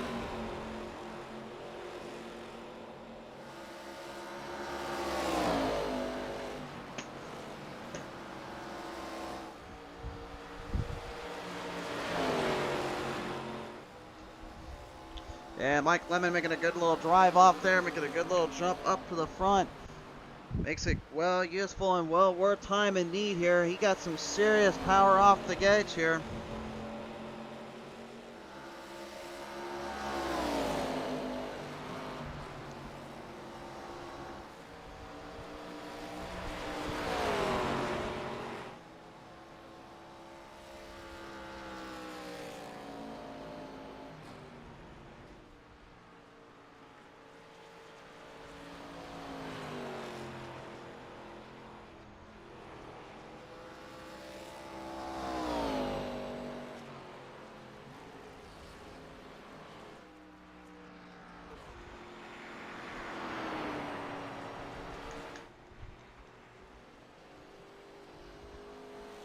Caution flag is back out though. There's problems down the track for Matt Sizzler.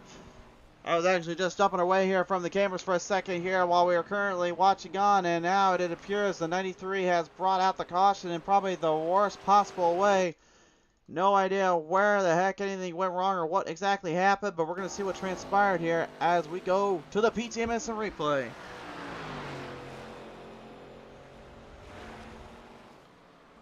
Ooh, well, remember what I said earlier about some drivers might need a little bit more love to survive this place? Well, it says I might need a few new tires after that one because this place just burnt him up. The Mopar 93 goes for a wild little ride there and did not come away cleanly. Let's take a look at the onboard camera.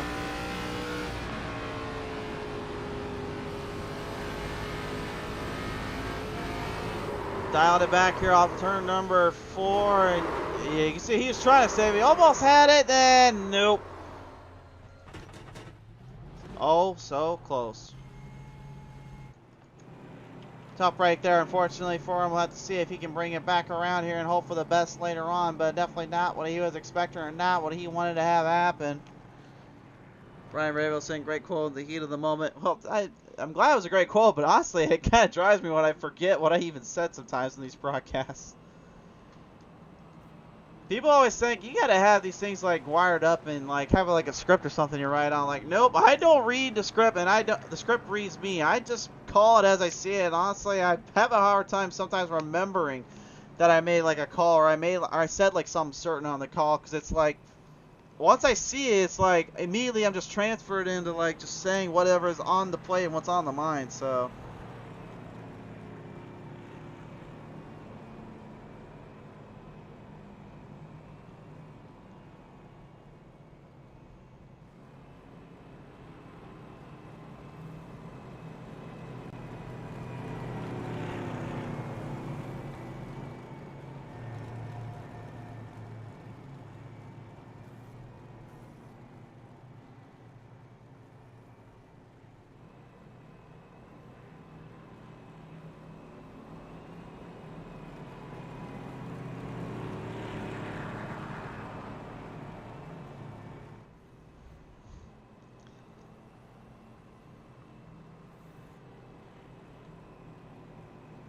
Michael saying, let's dig in for a 40-lap shootout. Indeed, indeed. Rainville saying, exactly.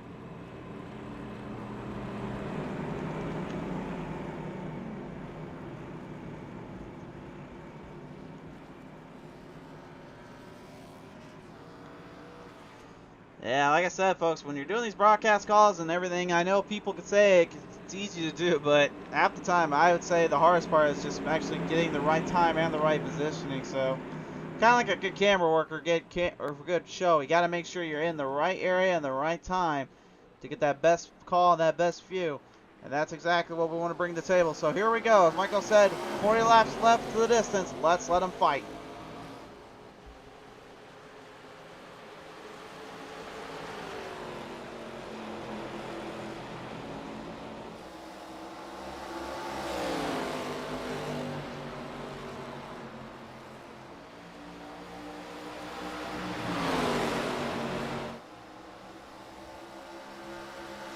Austin Collins said earlier on he wasn't sure if he had anything for Harmon. We're about to find out. He's going to get another chance at him here. We are down to a mere 38 laps remaining. Here comes Collins, deep into the inside, looking for the run, trying to drive it right through. James Pandolf also trying to hang on a little bit there. It's trouble. It's for Collins. Oh, look out there below. We got a wreck and a spin coming off of turn number 4. And Taylor Butcher Benjamin, unfortunately, meeting two worlds colliding with Mike Lemon in the 38. Lemon in the grass trying to get her out of there.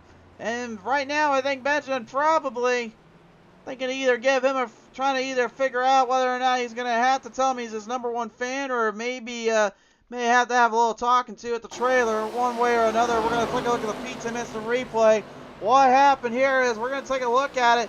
Looked like Lemon just went too hard in the corner and came off the exit. You can see Collins, he's trying to regain control. Lemon trying to save himself, and oh man. Right down into the grass, swings it straight left, and bam.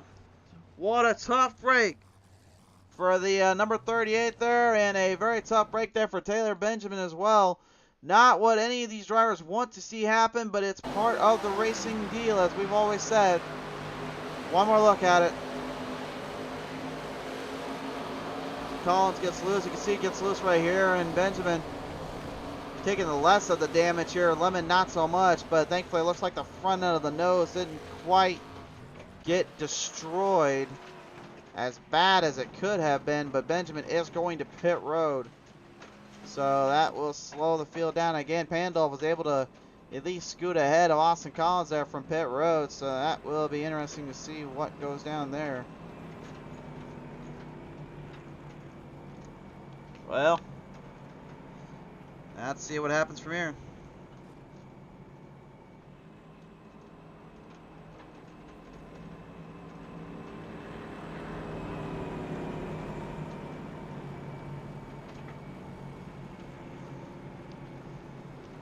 Oh, by the way, race fans, if you haven't already here on YouTube, be sure to like and subscribe here on the channel. Yeah, we do go live here once in a while, but it's great to see everybody back out here and great to see some awesome fans and awesome drivers tuning back in with us. We really miss you guys. We love seeing you guys here on the show. We'd love to see everybody come up as much as we can. Hope to keep the sport growing and keep this page and this channel growing as far as we can. It really does mean a lot to us, so thank you so much. Also, if you haven't visited us up on Facebook, or if you're watching on Facebook afterwards, here we're on the YouTube Live for tonight. Be sure to like and follow us up there. Tomorrow night, if you have not already seen our Facebook page, we have another one in store for you, the Six Sigma Sim Racing 80 at Las Vegas Motor Speedway. If you want some hard racing with some Truck Series action, 8 laps to the distance, you don't want to miss it. Also, if you did see that video as well, we also do work on videos of our own as well. So if you are interested in getting a video made up or designed your way, your style, be sure to give us a holler, give us a call. We will certainly get to work on one for you and get you designed up and designed your way. We'll give you all the pricing details in our Messenger Discord. Game King 513 says, "Let's go, bro." Be in the chat here, Game King. Thank you so much for tuning on in here tonight, sir.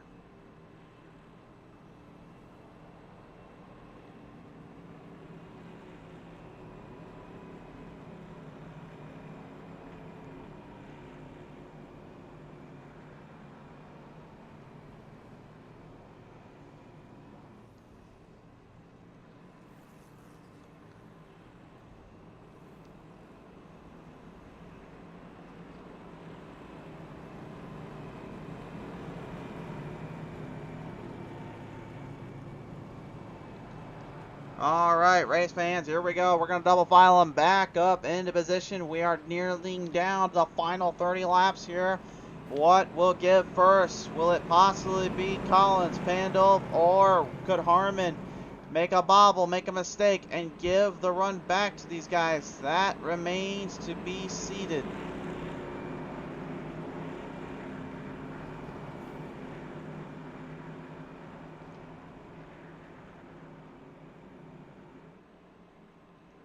Your field of drivers now linger and push themselves across the deck towards the front straightaway. Back to the green flag. Restart zone. Let's kick it down at the rock.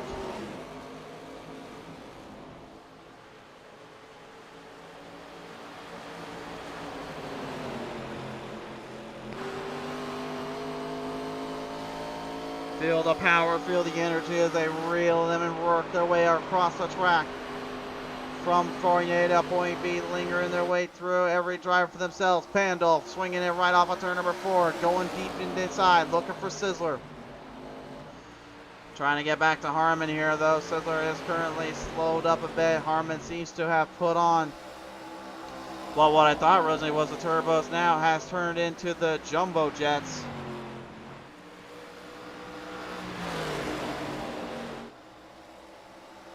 Went from turbos to jumbo jets in a matter of, what was it, about 40, 50 laps ago? Somewhere around there. I don't even know what the heck to expect anymore from these guys. Taylor Benjamin right now currently getting back into the top 5 here, looking to try to make a run back to the front.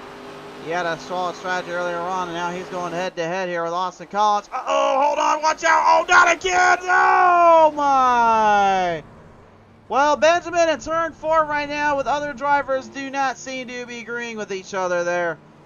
And James Pandolf now finds out the hard way what turn 4 will do to you when you get a little too aggressive, even for your own good.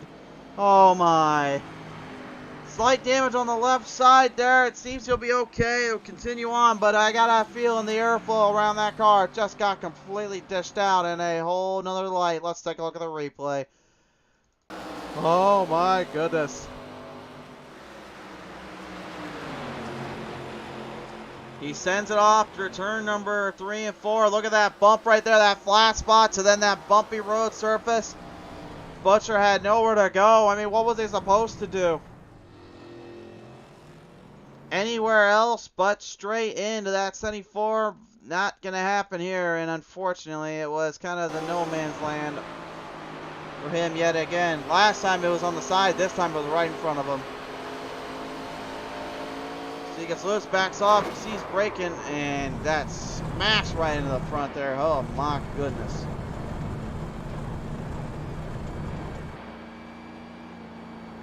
Well, that's what it sounds like in that grass, and it's not a pleasant sound. Unless you like hearing the grass mowed up sometimes. Harmon stays out. Collins. Benjamin stay out. Vanderplatz. Matt Sizzler goes into pit road. Brandon Brarby is in pit road. They're going to come out now. And I'm going to take a look at their pit stops here. Looks like fuel and tires were taken there. But is that going to be enough, or is that enough time to get to Harmon? Or even get into the top 3 again? And Collins, Benjamin, and Harmon, they're so good at staying focused and really staying in control inside what they're doing.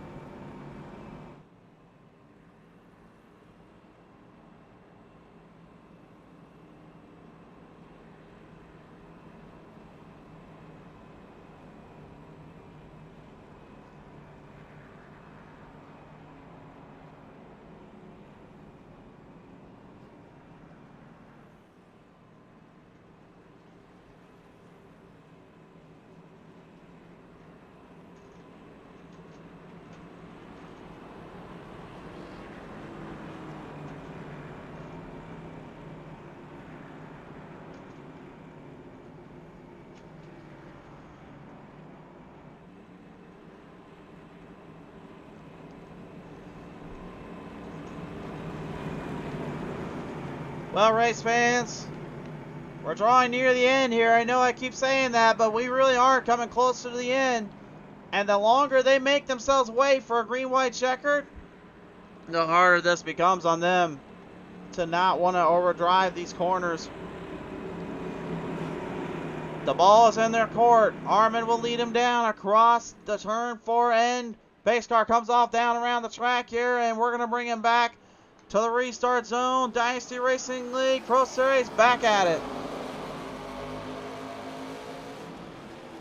Time is not on their side, though. They've got to remain focused. Vanderplatz here going to go side by side, dishing it out with Sizzler from turn number 2. Collins is already getting around Benjamin, now looking to get to Harmon. They are still deep in the turn, down around the track. If Collins really was saving the tires as much as he says he was, will he be able to use it now? Great save by Sizzler coming off from turn number 4. A great save. Unfortunately, though, that will not do much for him here in terms of the long runner, in terms of the scope. And he knows he's going to be having a little bit more trouble having to stay focused in and trying to keep himself back in the track. But his time trying to go for the lead may just be done and over with. Benjamin now looking to make the run on Collins. The more these two battle, though, the more they're going to let Harmon just sneak on by with this one. And it appears Collins well aware of that. Lets Benjamin by. Benjamin has the run. He's coming for Harmon. But Harmon may be smelling the blood in the water like the shark in the ocean. Trying to keep the field behind him. He knows he cannot let them get in the openings.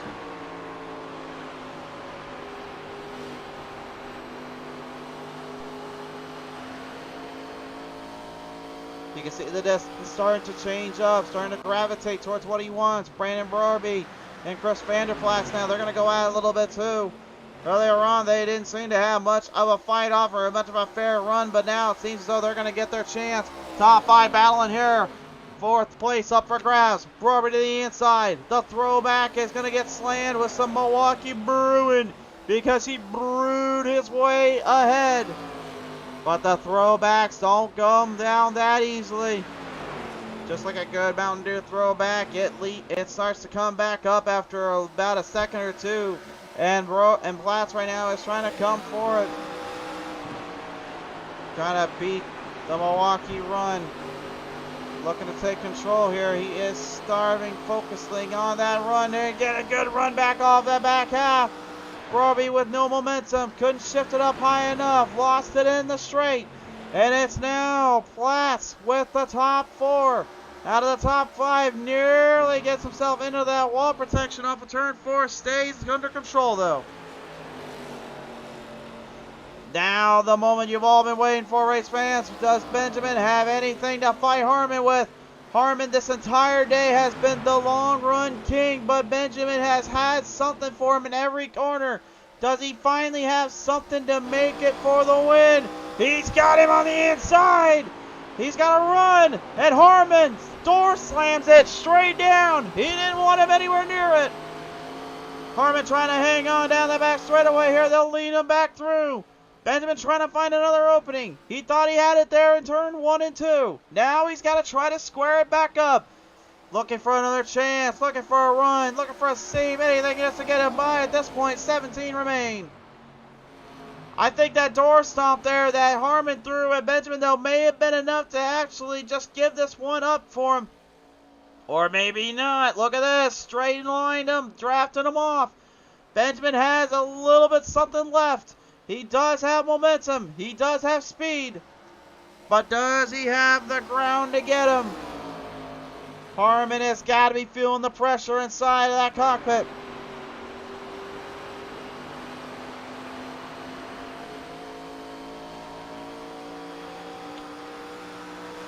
Benjamin trying to get a draft. He's trying to get a push into the corner. He is just on the ragged edge right now, just trying to hold on for all it's worth and all he's got. 15 laps remain. Something has got to give. Something has got to be let up. But what will it be? What could it be?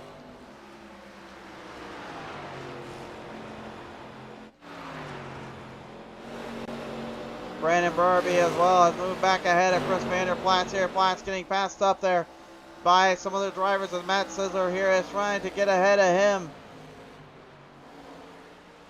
Sizzler and Platz here going down and down in the inside, side by side for the race lead. Or not for the race lead, race position, excuse me. This is your battle for 5th. Sizzler, where they going to run in there in the Mopar Dodge. Looks like he might have a slight advantage off the angle of the corner.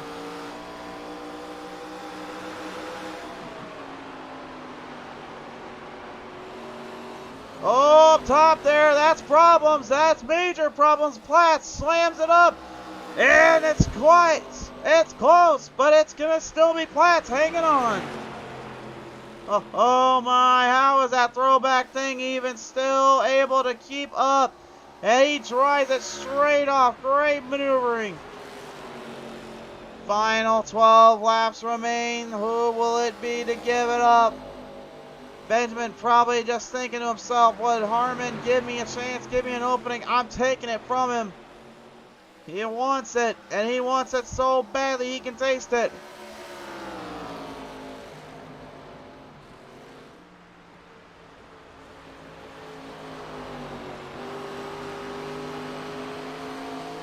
Looking further and further along right now. He has currently 11 laps left in this one. We saw what happened at Daytona. When you give chances up and when you give opportunities up. Oh, no, no, wait a minute. There's trouble. Major trouble. Platts and Sizzler have wrecked on the back stretch. And we now have to resort to the caution. Oh, my. What happened here? Platts yet again drove it in deep. Did he drive it too deep? Yep, he did. I didn't even need a guess. I already knew. You don't run this track enough and without knowing where that bad spot is. Springer able to avoid both drivers by shooting it in the middle there, but unfortunately Sizzler cannot be too happy with this one. What an unfortunate series of events here, causing the caution to pop out. Platts as well cannot be happy about it either. Oh, man. Oh! I'm surprised the camera didn't get dished on that one either. Great camera work, though, from the crew there. I'm glad they put that camera on there. We said we were going to work on some new things for 2023. I'm glad they threw it on. They figured it out. That was a great camera angle there.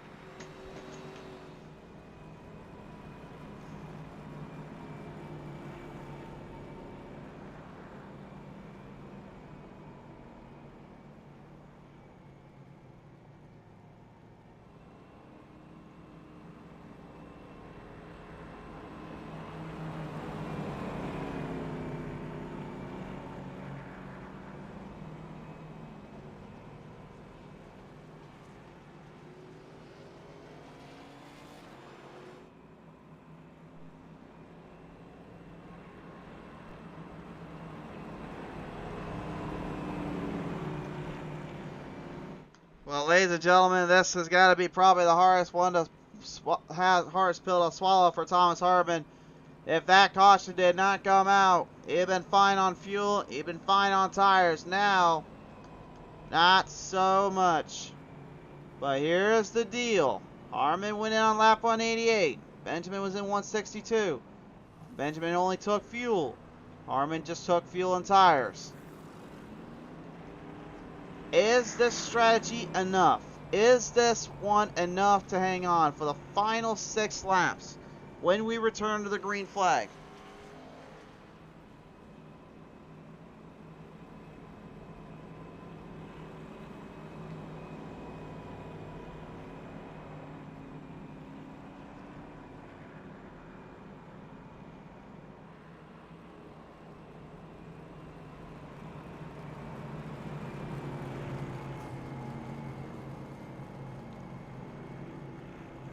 What will happen next? Race fans, down in the comment section below. I want your thoughts. I want your ideas. Who do we see walking away with this one? Who do we see being put under the limelight and into some very, very unique situations here?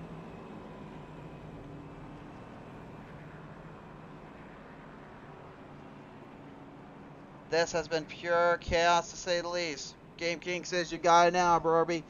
The fans say Brorby. Does Brorby have it? Or will Benjamin be able to sneak one this on by? Brorby has been the underdog all day long. He's going to try to hope for the best and try to hope for a bit of a break here. This is going to be a big one coming up.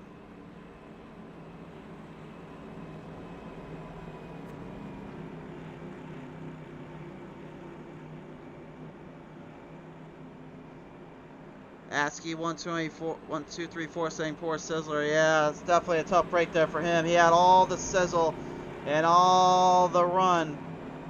But unfortunately, the juice kind of spilled out and the steak unfortunately kind of went bad. And that's the best thing I can say for him. Tough break there for Sizzler. But it's still not over. It is not over until the checkers fly. 6 laps remain.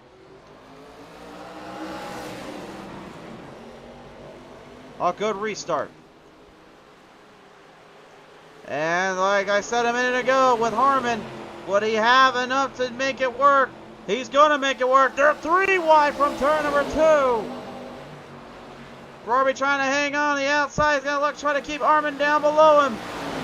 But Benjamin's starting to run away. Harmon knows if he wants any chance, he's got to get it by Roby. Roby, though, doing a great job fighting for survival, but he's going to overdrive it a little bit. And Harmon trying to sneak by him. The speed's increasing, but they're catching Benjamin. He's hanging on. Collins right in the mix-up, too. He's driving that thing straight near the wall, but Texas still coming back from him. How is he able to do it?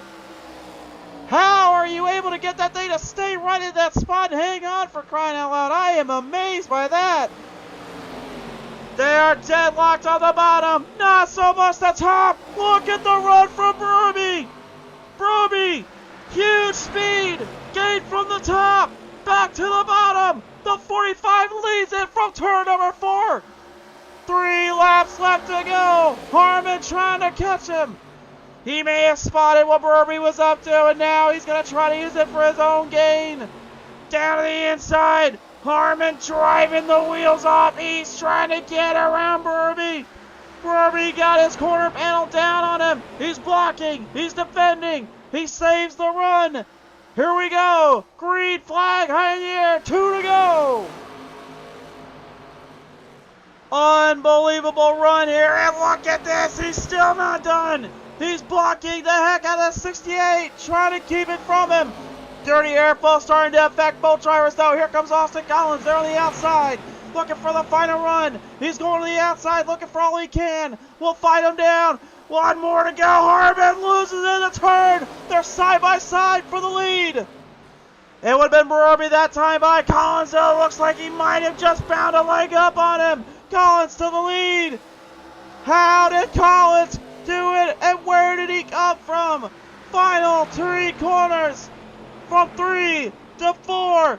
Tire wear and saving will give Collins the win as Harmon and Broby wreck to the line.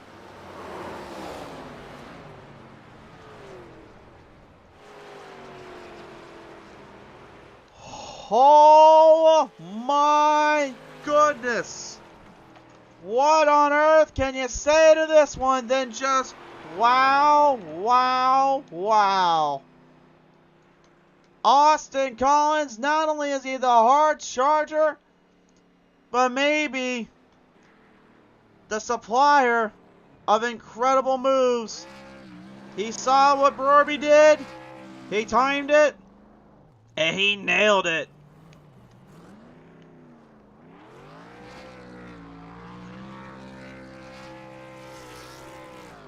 Rockingham absolutely ecstatic from that finish, and here in the booth, I can't say anything less than that. It could have gone either way to the line. It could have gone any which way to Sunday, but unfortunately for Broby, his war with Harmon slowed him up too much, and Collins, almost like just a thief in the night, just snuck into the window of opportunity and stole it. What a performance. Game King saying, what a finish. You're telling me, sir. Oh my. Let's take it down now and look at our top position and finishers presented by DynastyRacingLeague.com. Austin Collins performs maybe what could best be described as a final charge for the win. Thomas Harmon is going to take home second despite leading for the long runs. The short runs cost him. Brandon Broby, he was down and out and almost pulled off a Cinderella story come true moment, but unfortunately will have to settle for third. But Matt Sizzler as well having so much trouble into this race. He'll come away fourth. Taylor Butcher Benjamin putting on an absolute tremendous performance will take home fifth. 6 will be James Bandolf. 7 goes to Mike Lemon. 8 to Andrew McKenzie. 9 to Richard Springer. And 10 to Chris Vanderplatz. Wow. Unbelievable, ladies and gentlemen. Unbelievable. We're going to now listen in to our drivers here, and I think there could be some words and could be some excitement coming from some of these guys, including the guy in that big 45, Brandon Brarby, taking home third place today. Brandon, tell me about this one, sir. You had a range of emotions from thinking you're going to pull the win off to all of a sudden just trying to hold on to pull off all the stops. Oh man, yeah, no, I'm still trying to get over it. Yeah, that was nuts. Yeah, I mean, oh boy, that last caution, I was out of tires, so I wasn't able to dive in for freshies, so I ended up having to stay out. So after that, it was just a matter of trying to block as much as I could, block the guys with freshies behind me. Sucks I couldn't pull it off, but at least I'm taking home third. Taking home third indeed. Now, I'll ask you this too. I mean, you literally had probably shocked a few guys there going to the outside, making that run there on Benjamin. And when Harmon got trapped there too, it looked like this car was going to be set to go. But did Harmon's constant litigation and troublesome driving there get to the better of you at the end? I mean, not really. It kind of seemed like he was, well, he was just racing, trying to go for a win. It was just like a matter of trying to get my run and hoping I'm not getting cut off. Well, for sure there. Well, nevertheless, though, Brandon, did you come away today for the third spot here? I know you're going to be having a lot of happy fans in this comment section. Who do you want to thank you for this one? Yeah, I'd like to thank everybody who's tuning into this broadcast. I got friends and family who watch this. I'd like to thank them. I'd also like to thank you guys for broadcasting it in the first place. It's nice to be able to go back and see the race with actual commentary. And I'd like to thank JP for even having this league in the first place. It's nice to be able to get out and just race every Saturday night.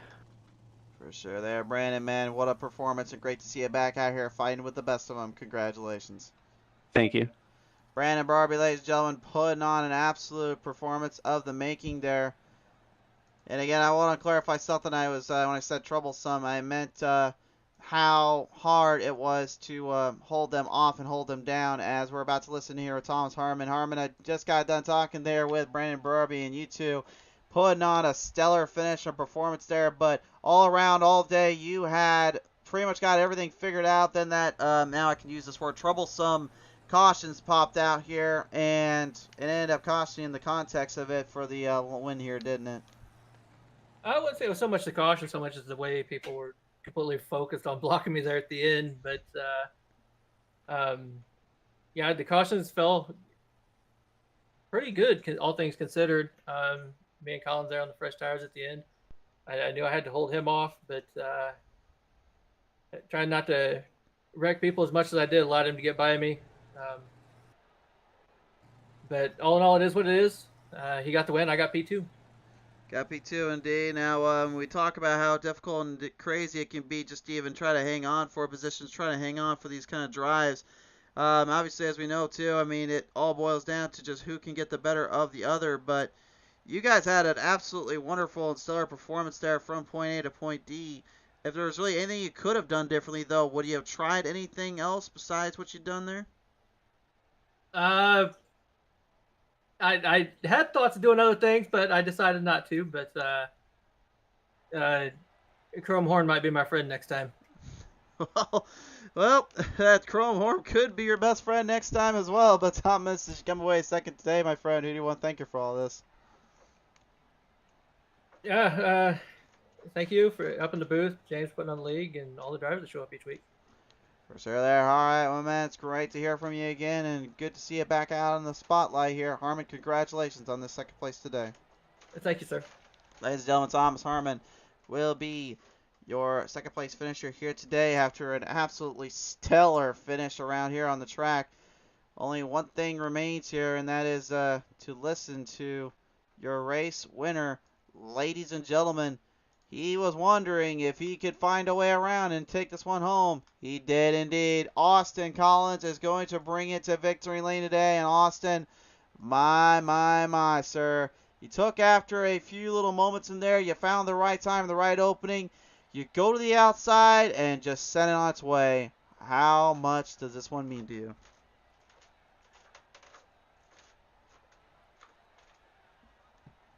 Hold on a minute, folks. I think he might have some troubles with his mic here. We had it working earlier. I know that much.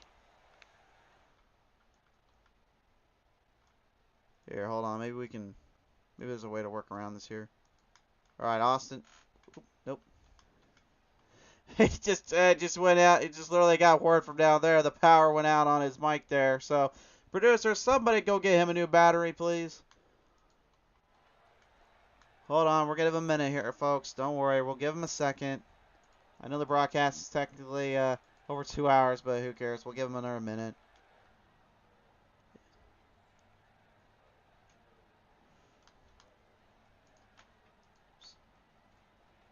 If you guys do want to tune out, though, I do not feel anything bad. Do not feel any regrets or any harm or any no shame, no foul there. If you guys do not want to hang around here to hear the final interview, we understand. We do appreciate tuning in. We love you guys from the support.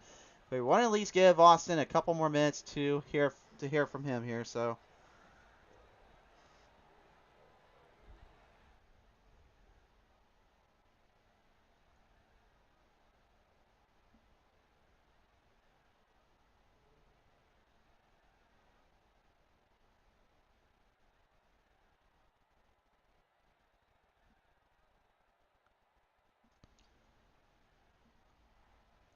Well, I know his power went out, but I didn't realize everything else kind of went out on his end there.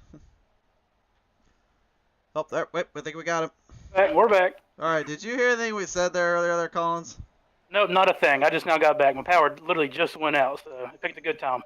Well, picked a good time indeed, because it looked like you completely made everyone look like their powers went straight out. You charged the outside. You make the final move in the final run. Tell me what this one feels like to you, sir. That was great. It feels really good to beat Thomas. That's the biggest thing. It feels like I'm always finishing second to that guy, so to come out here and beat him is great. But yeah, it was there at the end. It just came down to those fresh tires and trying to get around the guys that were on a bit older tires. And lucky for me, they were too worried about Thomas getting around them that it allowed me just to rip to the outside and get around him. Rip the outside, get around him indeed, and when you made the final jump, the final runs there, I mean, did this one kind of have you in the back of your mind thinking I could be getting a little bit more than just a bumper or two at the end? Oh, yeah. I thought going off into one there on the white flag, I thought I was 100% getting turned. My left rear had a big old target on it, I'll tell you that. I appreciate Brandon for not running up into me. I tried to give him as much room as I could. But yeah, it was good racing there. I know, like I said, they're fighting for a win, so they're trying to do everything in their power, and obviously the fresh tires. It was bound to be chaotic. It was chaotic, and honestly, I'd put this one as probably the most chaotic ending we've ever had at Rockingham Speedway. But nevertheless, here, Collins, you're the one that's going to pilot it into victory lane. You know the drill. Who do you want to thank you for this one? Yeah, I got to thank everybody that tuned in. I got to thank you for putting on the broadcast for us. JP, that obviously runs the league. Love coming out here. Thank everybody that showed up for my stream. Who else is there? All my teammates. I know Craig couldn't make it tonight, so I hated seeing him not out here tonight. Thomas was with me tonight, actually, so I appreciate him hanging out with me. And yeah, that's about it. For sure there. Well, Austin, man, what a victory, and congratulations on all this one here today, sir. Appreciate it, man. Thank you. Austin Collins, ladies and gentlemen, is going to win it out here on PT Race TV in what could best be described as the most chaotic finish we've ever seen at Rockingham Speedway. Sun fades out. We fade out as well. Thank you all so much for tuning in here to the Dynasty Racing League Pro Series here on PT Race TV. We will be visiting you guys back live on Facebook Live tomorrow night. We'll take you down with Pedal to the Metal Racing League as the Six Sigma Sim Racing 80 takes place at Las Vegas Motor Speedway. For now, though, on behalf of all of us here at PT Race TV, I have been your host, the Crusader Christian Shriver, signing off tonight. Thank you so much for tuning in.